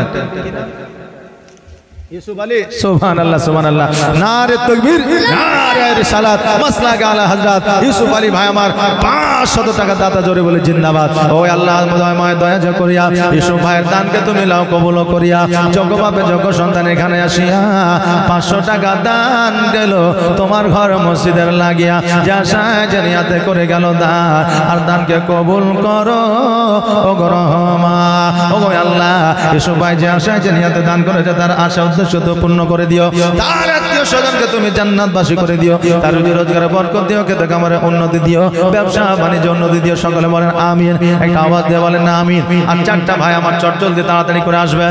ওরে মা খাদিজার জাত তোমরা, ফাতেমার জাত তোমরা, 3টা মা আমার বলেছি 500 করে টাকা, যদি এখন না দিতে পারেন কালকে দিবেন, না হলে পরশুদিন দিবেন। এখন মায়েরা বলবে আজকে না দিলাম কালকে একবারই দিব, নাকি বল? হ্যাঁ, এই জন্য বলবো 3টা মা আমার ওয়াদা করে যান। 5টা বাপ বলেছিলাম, একজন এসে যার 4টা, একটু তাড়াতাড়ি করে 500 টাকা করে। এই যে মসজিদ আপনাদের আছে, আলিশান মসজিদ, মাশাআল্লাহ।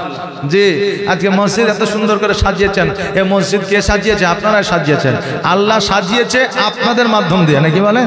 হ্যাঁ, আপনাদের মাধ্যম দিয়ে সাজিয়েছে, আপনারাই দিয়েছেন, আপনারাই বানাবেন, এটা আমি জানি। কিন্তু তবুও আপনার একসঙ্গে যদি কিছু টাকা চলে আসে মসজিদের জন্য, তাহলে মসজিদের কাজকর্মগুলো করতে আমাদের সুবিধা হবে। 2 তলায় মনে হয় কাজ এখনো বাকি আছে, কারণ 2 তলার দিকে আমি উঠেছি কালকে, আজকে দেখলাম যে হয়তো কাজ এখনো অনেকটা বাকি আছে, নাকি বলেন? 2 তলাতে হ্যাঁ কাজ অনেক বাকি আছে। তা আপনাদের দানেই হবে, তা আসেন। আর 4টা একটু তাড়াতাড়ি করে দেন তো, একটু তাড়াতাড়ি দিবেন, কারণ জীবনী শুরু হবে। 5টা মিনিট বলেছিলাম, তার মধ্যে 2 মিনিট কেটে গেছে, একটু তাড়াতাড়ি করে। আচ্ছা 500 টাকা করে দিতে পারবেন না? 200, 100, 500 যা আছে তাই দেন। 200, 100, 500 করে আজকের জন্য আবদার করব কালকে থেকে। জি, আজকে আবদার নাই। 200, 100, 500, 10, 5 যা আছে একটু তাড়াতাড়ি করে আসেন। সুবহানাল্লাহ, মাশাআল্লাহ। হ্যাঁ, এই বাচ্চা একটা চাদর নিয়ে যাও তো, এখান থেকে শেষ পর্যন্ত মায়েদের, আর এদিকে কেউ নিয়ে যাও। যা 10 টাকা 5 টাকা দিবে, যা। কি নাম? হাজি মান্নান শেখ। সুবহানাল্লাহ সুবহানাল্লাহ, নারে তাকবীর, নারে রিসালাত। হাজি মান্নান সাহেব 500 টাকা দাতা, জোরে বলে জিন্দাবাদ জিন্দাবাদ। আব্দুল রশিদ, সুবহানাল্লাহ। দিতে আসতে হয়তো লজ্জা বোধ মনে করছে, তা আমি বলবো যে বাচ্চা ছেলে 2টা যাও না, আমার মায়েদের দিকে যাও, জি একটু তাড়াতাড়ি করে, যদি চাদর না থাকে তা আমার নিয়ে যাও, মৌলবীর চাদর দেখে যদি একটু বেশি করে দেয়। হ্যাঁ নাকি বলছেন? এই বাবু শোনো, আসো চাদরটা নিয়ে যাও। জি আসেন, একটু আসেন, কেউ আসেন, হ্যাঁ আসো, লজ্জা করে না, ভয় করে না। হ্যাঁ সুবহানাল্লাহ। এরা এখন মৌলবীর সামনে আসতে লজ্জা করছে, আবার সকালবেলাতে মুরব্বি মুরব্বি করে, কথা বললেন না? এরা কিন্তু খুব চালাক, এখন বাচ্চা ছেলে বললে হবে না, হ্যাঁ খুবই চালাক এখন। এই জন্য তো এখন মানুষের হায়াত কমে গেছে, বুঝলেন না? আচ্ছা সবচেয়ে বেশি ক্ষয় কার বলেন তো? মানুষের। আগে মানুষ বুদ্ধি কম খাটাতো, তাই 22, 70, 80 বছর। আর এখন মানুষ বুদ্ধি বেশি খাটায়, এই জন্য ক্ষয় বেশি হয়। এই জন্য 40 বছর 45 বছর স্ট্রোক হয়েছে, তারপরে আপনার প্যারালাইসিস হয়েছে, ব্রেন স্ট্রোক হচ্ছে, তাই না? আপনার মানুষের ক্ষয় বেশি, এই জন্য বুদ্ধি একটু কম খাটাবেন, হ্যাঁ সরলভাবে একটু চলার চেষ্টা করবেন, মানসিক শান্তি নিজে নিজে নিয়ে আসবেন। আপনাকে কেউ মানসিক শান্তি কিন্তু পৃথিবীতে কেউ দিবে না।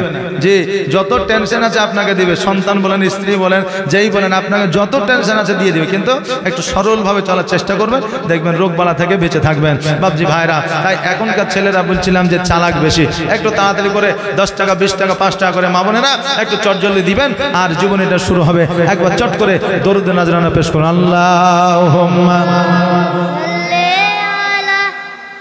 সাইয়্যিদিনা মাওলানা মুহাম্মাদ ওয়া আলা আলি সাইয়্যিদিনা মাওলানা মুহাম্মাদ। বলতেছিলাম দায় হালিমা তোমার কোলে কে এসেছে দেখো না, দিন দুনিয়ার বাদশা সেজে তাজদারে মদিনা। দায় হালিমা তোমার কোলে কে এসেছে দেখো না, দিন দুনিয়ার বাদশা সেজে তাজদারে মদিনা। মরুভূমির গরম বালি নরম পায়ে হাত বোলায়, আর সূর্য এসে উকি মেরে মুখ দেখে তার লজ্জা পায়। জোরে বলেন সুবহানাল্লাহ। মরুভূমির গরম বালি নরম পায়ে হাত বোলায়, আর সূর্য এসে উকি মেরে মুখ দেখে তার লজ্জা পায়। চাঁদের মতো চাঁদ পেয়ে, চাঁদের মতো চাঁদ পেয়ে আর আমি না রইলি না, দিন দুনিয়ার বাদশা সেজে তাজদারে মদিনা। তাই হালিমা তোমার কোলে, তাই হালিমা তোমার কোলে কে এসেছে দেখো না, দিন দুনিয়ার বাদশা সেজে তাজদারে মদিনা। মেঘ মাথায় ছায়া করে, মেঘ এসে ছায়া করে মোর নবীজির মাথাতে, আর সাপ এসে হাওয়া করে দয়ার নবীর গায়েতে। মেঘ এসে ছায়া করে মোর নবীজির মাথাতে, সাপ এসে হাওয়া করে দয়ার নবীর গায়েতে। তাকিয়ে দেখে দয়ার নবী, তাকিয়ে দেখে দয়ার নবী, রহমতের খাজানা, দিন দুনিয়ার বাদশা সেজে তাজদারে মদিনা। এই বাবু এদিকে গেছিলি? গেছে? সুবহানাল্লাহ। যাক মাশাআল্লাহ। হ্যাঁ 200 টাকা 500 টাকা আসলো, আগিয়ে থাকবে। আর তারপরে নিতে হয় শেষ দিন, দেখবো ইনশাআল্লাহ। জি শেষ দিনে আপনারা দিবেন আর আমি নিব। এখন মৌলবি যদি চেয়েই চলে যায়, চেয়েই চলে যায়, আর পাবলিক যদি না দেয়, মন মানসিকতা যদি না থাকে, তো মৌলবি পারবে? হ্যাঁ বলে পকেট থেকে চিনিয়ে নিব, তখন ওরা বলে কি করে নিবি আমিও দেখবো। জি সুবহানাল্লাহ। আমরা মুসলমান, আমাদের সব সময় উদারতা মন। দেখবেন রাস্তাঘাটে পথে যদি অ্যাক্সিডেন্ট হয়ে যায়, তো দেখবেন আগে মুসলিমরাই আগিয়ে যায়। জি কারো পানির প্রয়োজন হলে দেখবেন ওই জায়গায় মুসলিম আছে, কোন জায়গায় ভালো কাজ হচ্ছে দেখবেন ওই জায়গায় মুসলিম আছে। কারণ এদের মনটাই হচ্ছে নরম, এদের দিলটাই হচ্ছে নরম, এরা অপরের উপকার করতে বেশি পছন্দ করে। এই জন্য দেশ বিদেশে লক্ষ্য করবেন, যে জায়গাতে আপনার অনুদান, যে জায়গায় আপনার লেনদেন, যে জায়গায় আপনার মুসলমান হয়ে বা অন্য ধর্মকে সাপোর্ট করছে, সহযোগিতা করছে, জানবেন ওরা মুসলমান আছে। জোরে বলেন সুবহানাল্লাহ।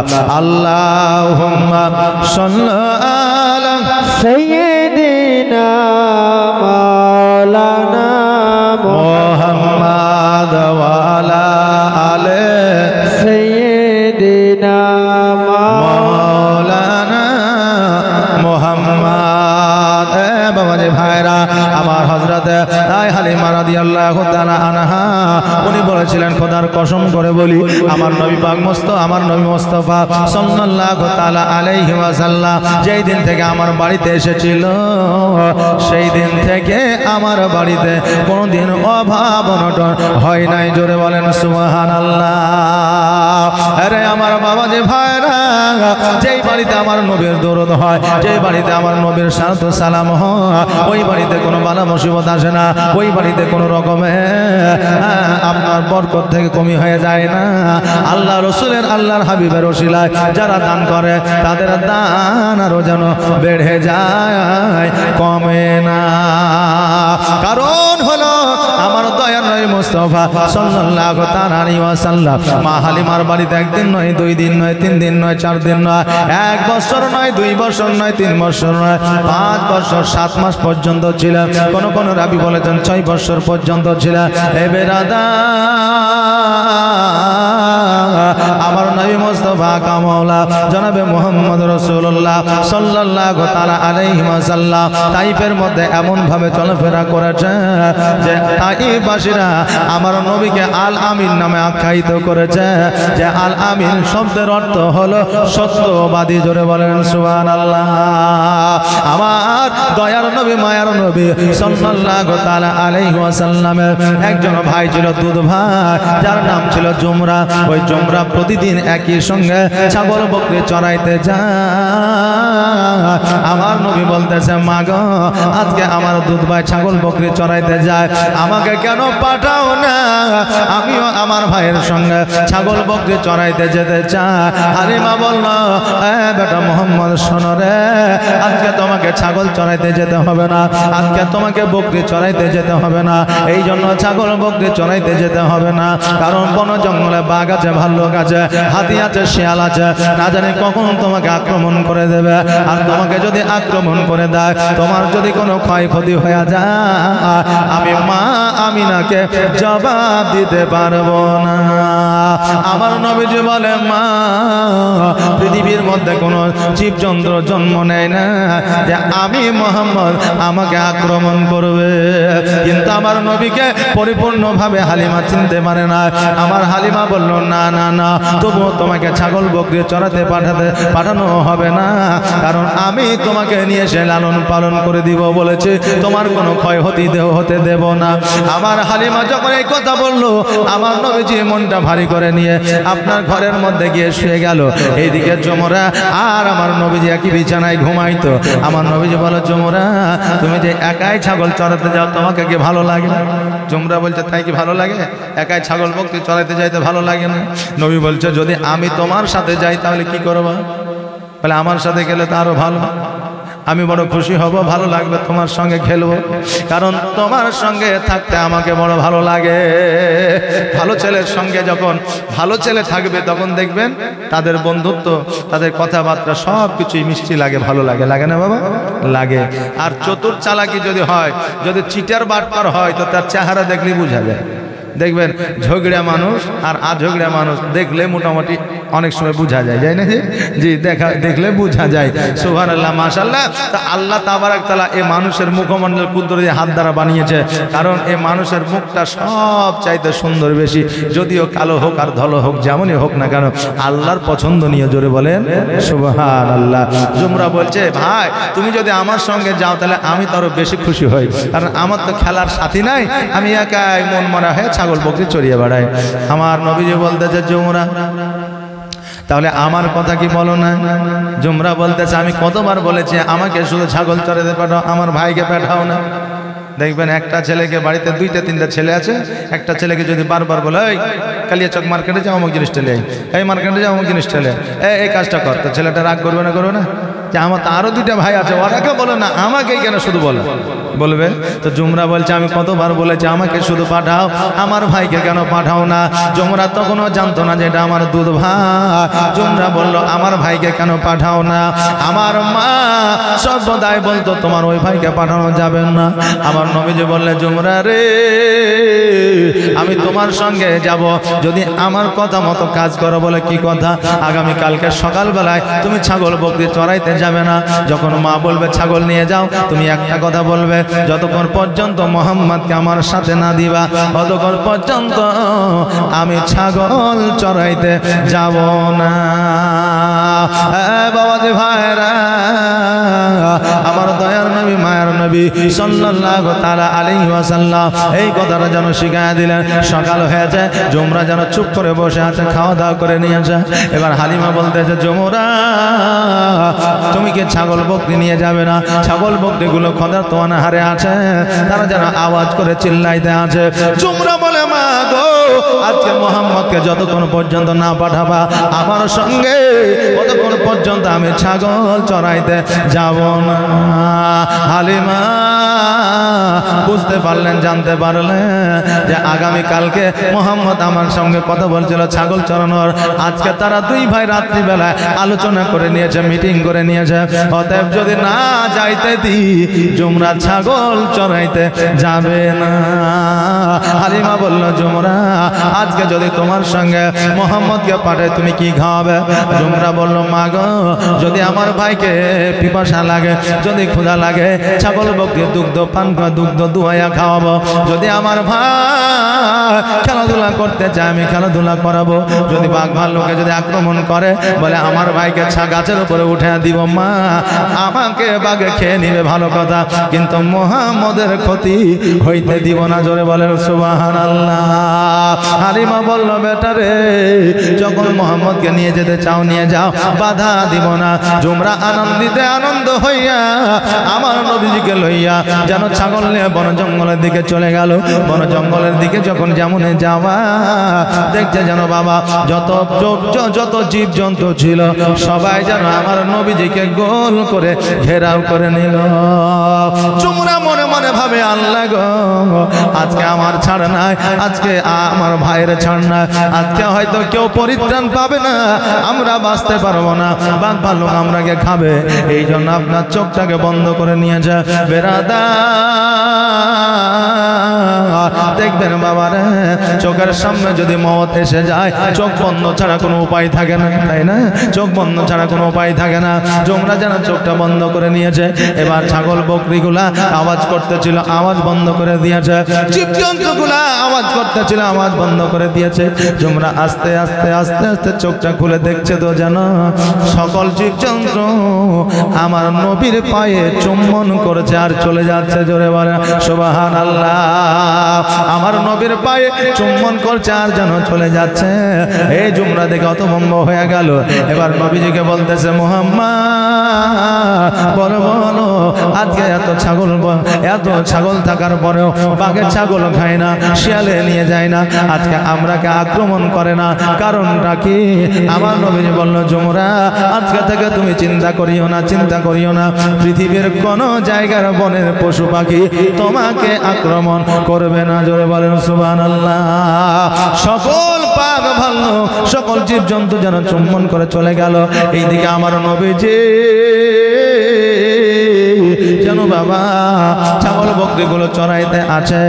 আর যে ছাগল বকরিগুলোর জীবনে কোনোদিন পেট পূরণ হয় নাই, আজকে পেট পূরণ করে ছাগলে খেয়েছে। বাড়ি যখন এসেছে হালিমা বড় খুশি হয়েছে, বলে, বেটারে কোথায় নিয়ে গেছে ছাগল চড়ান করতে? আজকে ছাগলগুলো পেট পূরণ হয়েছে। আমার জুমরা বলে, মা, আজকে মোহাম্মদ সাল্লাল্লাহু আলাইহি সাল্লামের যেই রকম অলৌকিক ঘটনা দেখলাম, মা গো, আজকে পুরো আমি হতভম্ব হয়ে গেছি। হালিমার সম্মুখে খুলে বলল। হালিমা বলল, বেটারে এই কথা তুমি কাউকে বলিও না, কারণ এই কথা বললে আজকে আমার মোহাম্মদের প্রতি হয়তো আক্রমণ করবে। এই কথা কাউকে বলবে না। দেখবেন আপনার বাড়িতে যদি আপনার ছেলের যদি বুদ্ধিবিদ্যা ভালো হয়, যদি আপনার ব্রেনিয়ান হয়, কারোর সামনে গল্প করবেন না, রে বাপ, আমার বেটা বিরাট ব্রেনিয়ান, আমার বেটা বিরাট লেখাপড়া জানে, আমার বেটা এখন থেকে অঙ্ক কষে দেয়। অনেকে গল্প করে কি করে না, এইরকম রকম গল্প করা যাবে না, কারণ আত্ম অহংকার আপনার শেষের একটা লক্ষ্য। এরকম গল্প করবেন যদি মানুষের নজরে লেগে যায়, তোমার ছেলের বুদ্ধিবিদ্যা থাকবে না। মানুষের নজর, মানুষের আপনার নজর লাগা আছে না? নাই আছে, লেগে গেলে আর উঠবে না। হ্যাঁ বাবা যে ভাইরা, আমার মায়েরা, আমার জুমরাকে বললো, জুমরা রে এই কথা তুমি কাউকে বলবে না। বলে ঠিক আছে মা। সকল তাইবাসীদের ছাগল বকরির পেট পূরণ হইতো না, কিন্তু আমার হালিমা তো সাদিয়া রাদিয়াল্লাহু তাআলা আনহার ছাগল বকরির পেট পূরণ হয়ে যাইতো।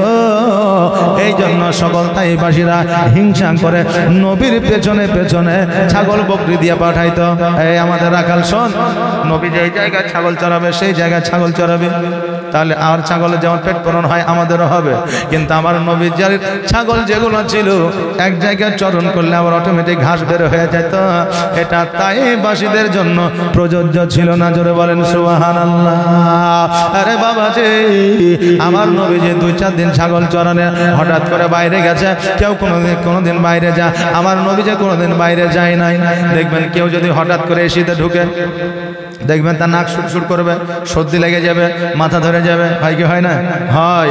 আবার দেখবেন আবহাওয়া পরিবর্তন হলে জ্বর হয়। এখন যেমন আবহাওয়া পরিবর্তন হচ্ছে, হাসপাতালে যা দেখবেন শুধু জ্বরের রুগী, কথা বলছেন না? আমি আজকে গিয়েছিলাম, দেখলাম শুধু বলে কি হয়েছে গো, বলে বিরাট জ্বর। আমি বলছি কি হয়েছে গো, বলছে 2 দিন থেকে জ্বর ছাড়ছে না।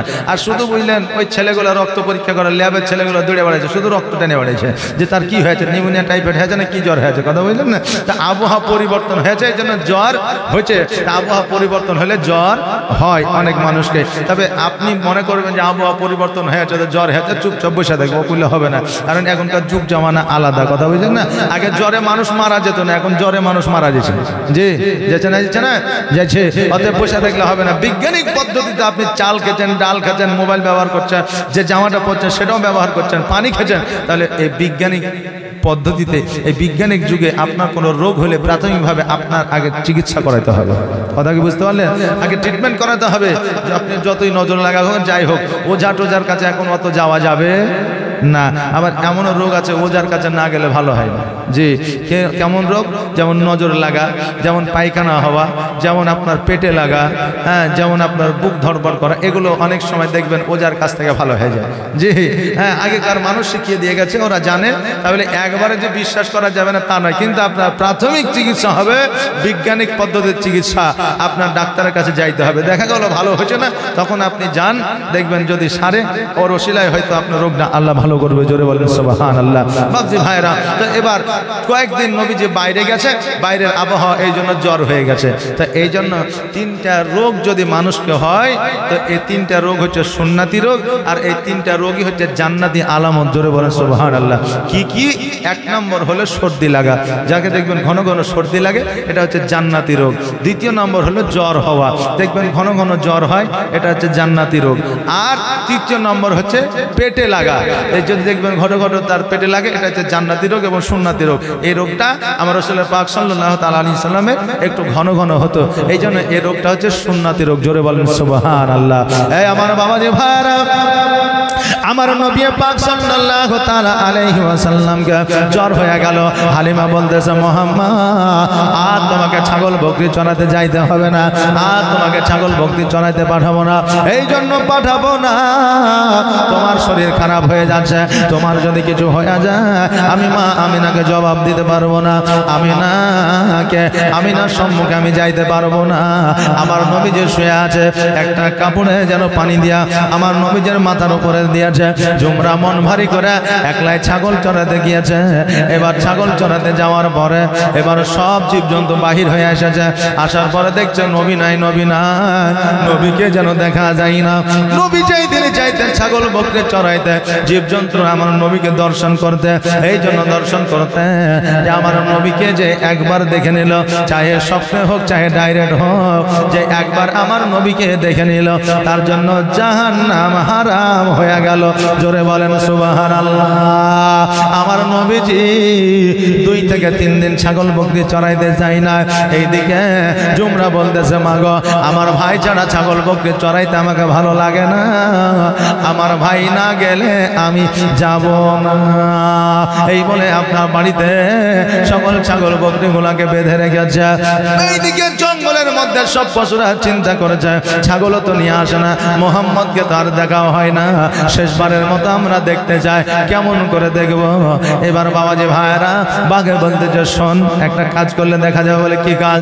বলে হালিমার সবচাইতে যেটা দোল বলে ছাগল আছে, যেটা সবচাইতে ভালো ছাগল আছে, ওই ছাগলটাকে আমি নিয়ে আসবো আর জঙ্গলের মধ্যে নিয়ে এসে রেখে দিব। আমার নবী ছুটাইতে আসবে আর শেষবারের মতো নবীর কদম মুশি করবো। জোরে বলেন সুবহানাল্লাহ। এবার বললেন 2-3টা বাঘ চলে আসছে রাস্তা দিয়ে। এইদিকে শিয়াল পণ্ডিত বাবা শুয়ে আছে। শিয়াল বলছে মামা কোথায় যাবে? তবে যে হালিমার বাড়ি। কেন? বলে ছাগল আনতে। কি উদ্দেশ্যে? বলে ছাগলটা নিয়ে আসবো এই জন্য যে ছাগল নিয়ে আসলে নবী নিতে আসবেন, নবীকে আমাদের শেষ মতো দেখা হবে। শিয়াল বলছে হাসতে হাসতে যে আপনার মাথা খারাপ হয়ে গেছে, আপনি বলে সর্দার, আপনার মাথায় কিছুই নাই। বলে কেন? বলে ছাগল আনা তো দূরের কথা, আপনি যদি গ্রামে ঢুকেন তা আগেই লোকে তাড়িয়ে, কারণ বাঘ এসেছে মানে কাকে আক্রমণ করে দেবে, তাই না? তো এই জন্য আপনার যাওয়া যাবে না, আপনি থাকেন, আমি একটা ছাগল নিয়ে আসি, কারণ আমি গেলে অত মানুষ ভয় করে না, আর আমি যেহেতু কিভাবে আনবো সেটা আমার দায়িত্ব, আপনি বনে বসে থাকেন। ওকে বনে বসে রেখে দিল। আর এদিকে শিয়াল কিন্তু বুঝলেন একটা সব চাইতে ভালো ছাগল উঠিয়ে চলে এলো। জুমরা কানতে কানতে মায়ের কাছে, মা সব চাইতে বড় ছাগলটা, ভালো ছাগলটা নিয়ে চলে এসেছে। যারা দেখবেন ছাগল পোষে, কুরবানি পোষে, দেখবেন সেই ছাগলের ওপর একটু মায়া অন্যরকম বসে, তাই না? ছাগলের ওপর মায়া বসে যায়। জুমরা কানতে কানতে বলছে ওই ছাগল যদি আমি না পাই তাহলে কিন্তু আমি ছাগল আর চড়াতে যাবো না, ছাগল পুষবো না। তো নবী বলতেছে মা আমাকে একবার অর্ডার দেন, আমি ছাগলটা নিয়ে আসছি। হালিমা বলছেন না, তোমাকে আনতে দিলে হয়তো বাঘে যদি তোমাকে আক্রমণ করে দেয়। হালিমা যখন এই কথা বলেছেন, নবী বলছে দায়িত্ব সহকারে বলছে আমার কিছু হবে না, আমি নিয়ে আসছি। আমার নবী পাক সাল্লাল্লাহু আলাইহি ওয়াসাল্লাম হালিমাকে এই কথা বলে আমার নবীজি গুটি গুটি পায়ে জঙ্গলের দিকে চলতে আরম্ভ করলেন। জঙ্গলের দিকে চলতে চলতে দেখছে যেন জঙ্গলের মধ্যে যখন পৌঁছে গেছে ওই ছাগলটাকে মিডিলে রেখে দিয়েছে, আর সকল জীবজন্তু ওই ছাগলটাকে জোগাইতে আছে। জোরে বলেন সুবহানাল্লাহ। যেমনই আমার নবী পৌঁছে যাওয়া সবাই আমার নবীর দিকে তাকায়া, ইয়া রাসূলুল্লাহ ইয়া হাবিবাল্লাহ ক্ষমা করবে, আজকে ছাগলটাকে খাওয়ার উদ্দেশ্যে নিয়ে আসিনি, এই ছাগলটাকে মারার উদ্দেশ্যে নিয়ে আসিনি। নবী আমার বলছেন আমি সব জেনে গিয়েছি, বুঝে গিয়েছি, আমাকে শেষবারের মতো তোমাদের দেখার ইচ্ছা, আসো আসো তোমাদের যা ইচ্ছা তোমরা একবার পূরণ করে না। সকল জীবজন্তুরা আমার নবীর পায়ে শেষবারের মতো চুম্বন করলেন। জোরে বলেন সুবহানাল্লাহ। আর আজকে আমরা যদি নবীর রওজা যায় চুম্বন করে দিই, আপনারা বাতিল ফেরকার মানুষেরা বলে এটা করা যাবে না, এটা শিরিক বলে, কে বলে না এটা শিরিক। আবার মসজিদে পাঠাইলে নামাজ পড়তে পারে না, নামাজ পড়তে জানে না, নামাজ কয় রেখাত তাও জানে না। হ্যাঁ বাবাজি ভাইরা কিন্তু এগুলো খুব জানে। দেখবেন কথায় কথায় কিছু মানুষ আছে না, বিড়ি খাওয়া যায় লাই, পান খাওয়া যায় লাই, এরকম প্লেয়ার আছে না? নাই, আছে। আবার এটা খেলে কি হয় না খেলে কি হয় সেটা আবার জানে না। জি, এগুলো যেমন শুনে শুনে বলে, শুনে মুসলমান কিছু আছে না জগতের মধ্যে? আছে। হ্যাঁ বাবজি ভাইরা, এই শুনে মুসলমান যারা তারাই বেশি দেখবেন অপমান অপদস্থ বেশি হয়। এক যুবকের নতুন বিয়ে হয়েছে, শ্বশুর বাড়ি গেছে, সেই দিনই আবার ব্যতিক্রমে শুক্রবার। তো এবার বলতেছে হ্যাঁ গো বেটা, শুক্রবার জুম্মার দিন তোমার শ্বশুর আবার মসজিদের সেক্রেটারি, ক্যাশিয়ার বা কোনো দায়িত্ব আছে, আবার রাগ করেন না আপনারা। হ্যাঁ, তো কোনো দায়িত্ব আছে তো যাও নামাজটা পড়ে আসো, নাহলে লোকে খারাপ বলবে যেমন জামাই পাইলে ওরা জুম্মাটাও পড়ে না। তো বলছে মা আমি জীবনও নামাজ পড়তে জানি না, নামাজ তো পড়িনি। বলছে খ্যাপা কথা, নামাজ পড়া জানতে হয়, তুমি মসজিদে যাও, দেখবা যে যেমন ভাবে নামাজ পড়ছে দেখে দেখে পড়ে নিবা, বাড়ি চলে আসবে। তাহলে ঠিক আছে, তাহলে দাও। বলে কি দিবা? লুঙ্গি দাও। কারণ আমরা আজকাল জুম্মার মসজিদে গেলে আগে লুঙ্গি আর একটা পাঞ্জাবি, তাই না? কিন্তু আমাদের পাঞ্জাবি পায়জামা পরা সবচাইতে উত্তম। কথাকে বুঝতে পারলেন? সব কিনতে পেরেছেন, রং বেরঙের জামা, রং বেরঙের প্যান্ট, শুধু জুম্মার দিনে জুম্মা মসজিদে আসার জন্য একটা পায়জামার একটা পাঞ্জাবি কিনে রাখুন। সেই দিন পায়জামার পাঞ্জাবি পরে আসবেন। তো এবার একটা লুঙ্গি, তো লুঙ্গি তো আর জামাইকে পুরনো দেওয়া যাবে না, নতুন লুঙ্গি বাহির করে দিয়েছে। লুঙ্গিটা পরে জামাটা গায়ে দিয়ে মসজিদে এসেছে। আসার পরে দেখছে সবাই নামাজ পড়ছে, একমাত্র ইমাম সাহেবই বসে আছে। কারণ ইমাম সাহেব বসে কেন? কারণ ইমাম জুম্মার দিনে আগে আসে, যদি না আসে তো আবার জ্বালা শুরু হয়ে যায়। মৌলবি এমনি অন্যান্য ওয়াক্তে দেরি করে আসে, মাইনে জুম্মার দিনে দেরি করে আসতে। হ্যাঁ, একটু সেগলা আসবে, টাঙ্কিতে পানি আছে কিনা, উজুখানা গেলে ঠিকঠাক আছে কিনা, মসজিদে ধুলোবালি আছে কিনা একটু দেখবে। আরে নিজে না করবে, কাউকে করিয়ে দিবে। তো ইমাম সাহেব ছাগল আসতে পারে না, এরকম কথা অনেক জায়গায় হয়। যদি আপনাদের দিকে না হয় বাবজি ভাইরা, এই কথাটাও ইমামকে বলা যাবে না, কারণ ইমাম হচ্ছে বাদশা। কথা বুঝলেন না? এই সম্মানটা আমি আপনি দিই নাই, এই সম্মানটা আমার দয়ার নবী দিয়েছে। জোরে বলেন সুবহানাল্লাহ। এই জায়গা সবাই পাই না বাবজি ভাইরা। তো ই দেখছে যে এই মৌলবি সাহেব যখন বসে আছে, তো ওর পেছনে যাই বসি। কারণ কেউ আগে যে আপনার ফারাক্কা থেকে চলে গেছে আজিমগঞ্জ পর্যন্ত, তো তার স্বাদ ধরলে তার পাওয়া যাবে না? পাওয়া যাবে? পাওয়া যাবে না। যে ফারাক্কায় বসে আছে তার স্বাদ ধরলে পাওয়া যাবে। এখন ওর পেছনে যে বসে আছে লুক করে। এবার এদিকে আপনার শানিক আজান হয়েছে, খুতবা হয়েছে, একামত হয়েছে, ইমাম সাহেব আল্লাহু আকবার বলে নামাজে হাত বেঁধেছে। আলহামদুলিল্লাহি রাব্বিল আলামিন আর রহমানির রহিম মালিকি ইয়াউমিদ্দিন ইয়্যাকা না'বুদু ওয়া ইয়্যাকা নাস্তাঈন। এবার সূরা পড়েছে, সূরা মিলিয়েছে, রুকু সেজদায় গেছে, জামাইও রুকু সেজদায় গেছে, আর নতুন লুঙ্গি বাবা পেছনে বাড়িয়ে গেছে। বুঝলেন না? এবার পেছনকার লোকের মাথা বেঁধে জামাইয়ের লুঙ্গি উঠে গেছে। আর জামাইয়ের লুঙ্গি যেমন উঠে যায়, এখন ও মনে করছে নামাজের মধ্যে ইয়া আছে, কারণ তোর জীবনও মসজিদে যায়নি, নামাজও পড়েনি, জানে ও দেখে মুসলমান। কথা বুঝলেন না? হ্যাঁ, জীবনও যায়নি, ও জানেও না, ও মনে করছে নামাজের মধ্যে ইয়া আছে। দ্বিতীয় রেখাতে ইমাম সাহেব যখন সূরা ফাতিহা পড়ে সূরা মিলিয়ে রুকু সেজদায় গেছে, ও ইচ্ছাকৃতভাবে প্লেস করে মাথা লুঙ্গিতে, ইমামের লুঙ্গিতে ঢুকিয়ে ইমামের লুঙ্গিকে ছাড়িয়ে দিয়েছে। এখন ইমাম সাহেব লজ্জায় পড়ে যে এই খাপা কথাকার, তো ও ঘুরিয়ে যে এই খাপা কথাকার, মানে ও ভাবছে নামাজের মধ্যে এগুলা আছে। কথা কি বুঝলেন না? তো দেখে মুসলমান হইতে যায় না। দেখবেন কেউ কোনো মানুষ যখন জানাজায় দাঁড়ায়, আর কোনো মানুষ যখন নামাজে দাঁড়ায়, তখন দেখবেন এই টুপিটাকে না যখন পকেটটা বাহির করবে তখন ফুম দেয়, তারপরে ফুম দেয় না। তো ও মনে করে যে ফুম মনে দেওয়া সুন্নাত, নাহলে ফরজ, তাই মনে করে। তো ফুম দিয়ে টুপিটা সোজা করা, ওর টুপি এমনি হাবড়া সোজা হয়েই আছে, ও তাও ফুম মারে। কথা বললেন না? মানে ও দেখে মুসলমান। তো একটু শিখেন বাবা, শুধু দেখে দেখে কাম করলে হবে না। হ্যাঁ বাবাজি ভাইরা, আমার দয়ার নবী মায়ার নবী সাল্লাল্লাহু তাআলা আলাইহি ওয়াসাল্লামের কদম নশি করলে সব বাঘ ভাল্লুক যেন এক এক চলে যায়। সবাই যেন চোখের পানি ঝরাইয়া বলে, ইয়া রাসূলুল্লাহ, ইয়া হাবিবাল্লাহ, নবী গো, আপনাকে কি আমরা আর দেখতে পাবো না? আমার নবীজি বলে, বাঘ ভাল্লুক যন্ত্রণা শুনে নাও, আমি যতদিন হালিমার বাড়িতে আছি অতদিন পর্যন্ত তোমরা আমাকে দেখতে পাবে। আর আমাকে দেখা তো দূরের কথা, আমাকে না দেখাও যারা মহব্বত করবে, আমি নবী তাদের স্বপ্নে দেখা করব। জোরে বলেন সুবহানাল্লাহ। নবীর প্রেমে পাগল হইলে, নবীর প্রেমে পাগল হইলে আমার আল্লাহ তাআলা খুশি। নবীর দরুদ পড় দিবানিশি, নবীর দরুদ পড় দিবানিশি। নবীর প্রেমে পাগল হইলে, নবীর প্রেমে পাগল হইলে আমার আল্লাহ তাআলা খুশি। নবীর দরুদ পড় দিবানিশি, নবীর দরুদ পড় দিবানিশি। ও কি নবীর প্রেমে পাগল হইলে আমার আল্লাহ তাআলার দিদার মিলে গো। ও কি নবীর প্রেমে পাগল হইলে আমার আল্লাহ তাআলার দিদার মিলে গো। থাকো যদি যদ বাহালে, থাকো যদি যদ বাহালে হইয়া প্রেম দাসী। নবীর দরুদ পড় দিবানিশি, নবীর প্রেমে পাগল হইলে, নবীর প্রেমে পাগল হইলে আমার আল্লাহ তাআলা খুশি। নবীর দরুদ পড় দিবানিশি, নবীর দরুদ পড় দিবানিশি। আমার বাবাজি ভাইরা, আমার নবীর প্রেমে যারা পাগল হয়ে যায় আমার নবী তাদের স্বপ্নের মাধ্যমে এসে যায়। আর যাদের স্বপ্নের মাধ্যমে এসে যায় আমার আল্লাহ তাবারক তাআলা তার জন্য জাহান্নামকে হারাম করে দেয়। যে বয়স করনি রাদিয়াল্লাহু তাআলা জীবনে কোনোদিন নবীকে প্র্যাকটিক্যালে দেখে নাই। আমার নবী যে প্রতিদিন স্বপ্নে না দেখিয়া ঘুমাইতো না।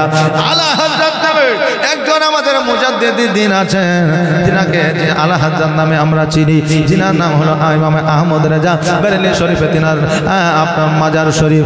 আজকে বাবা যে ভাইরা ওই ইমামে আহমদ রেজা মক্কা নগরে মদিনাতুল মুনাওয়ারায় যখন নবীর কাছে গেলেন, নবীর কাছে যাওয়ার পরে নবীকে সালাম জানালেন।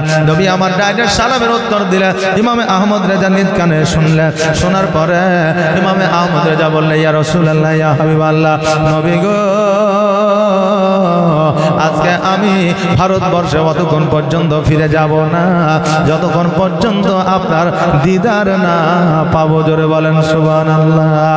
ইমামে আহমদ রেজার কেমন প্রেম ছিল, ভালোবাসা ছিল আমার নবীর প্রতি একবার দেখালেন। আমার নবীজি বলতেছে, এ আলা হযরত ইমাম আহমদ রেজা, এটা সম্ভব নয়, সম্ভব নয়, যাও যাও ভারতে ফিরে যাও।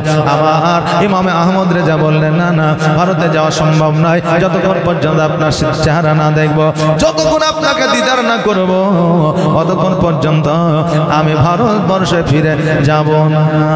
ওই জায়গায় যেন ইমামে আহমদ রেজা যেন বসে আছে আর ওই জায়গাতে একটা যেন আপনার নাত লিখলেন, সালাতু সালাম লিখলেন, মুস্তাফা জানে রহমত পে লাখো সালাম, সময় বজমে হিদায়া পে লাখো সালাম। এই শায়ের যখন আমার ইমামে আহমদ রেজা লিখলেন, আমার নবীজি খুশি হইলেন। আর আমার নবীজি খুশি হইয়া আমার ইমামে আহমদ রেজার সম্মুখে এসে দর্শন দিলেন। জোরে বলেন সুবহানাল্লাহ।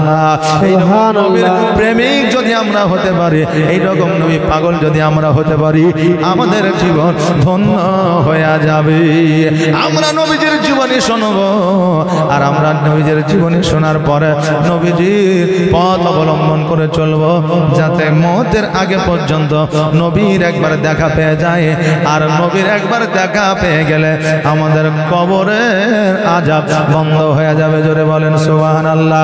কবর এমন একটা ভয়াবহ জায়গা, যেই কবরে আপনাকে শোয়া দিবে, আপনি যদি প্রশ্নের উত্তর দিতে না পারে, ডান দিকের মাটি বাম দিকের মাটি চাপ দেবে, আর ডান দিকের মাটি বাম দিকের মাটি চাপ দিয়া আপনার রক্ত মাংস হাড্ডিগুলোকে আটার মতো পিসাই করে দেবে। মস্ত বড় বড় বিষাক্ত সাপ আসবে আপনার কবলে ছবল মারবে।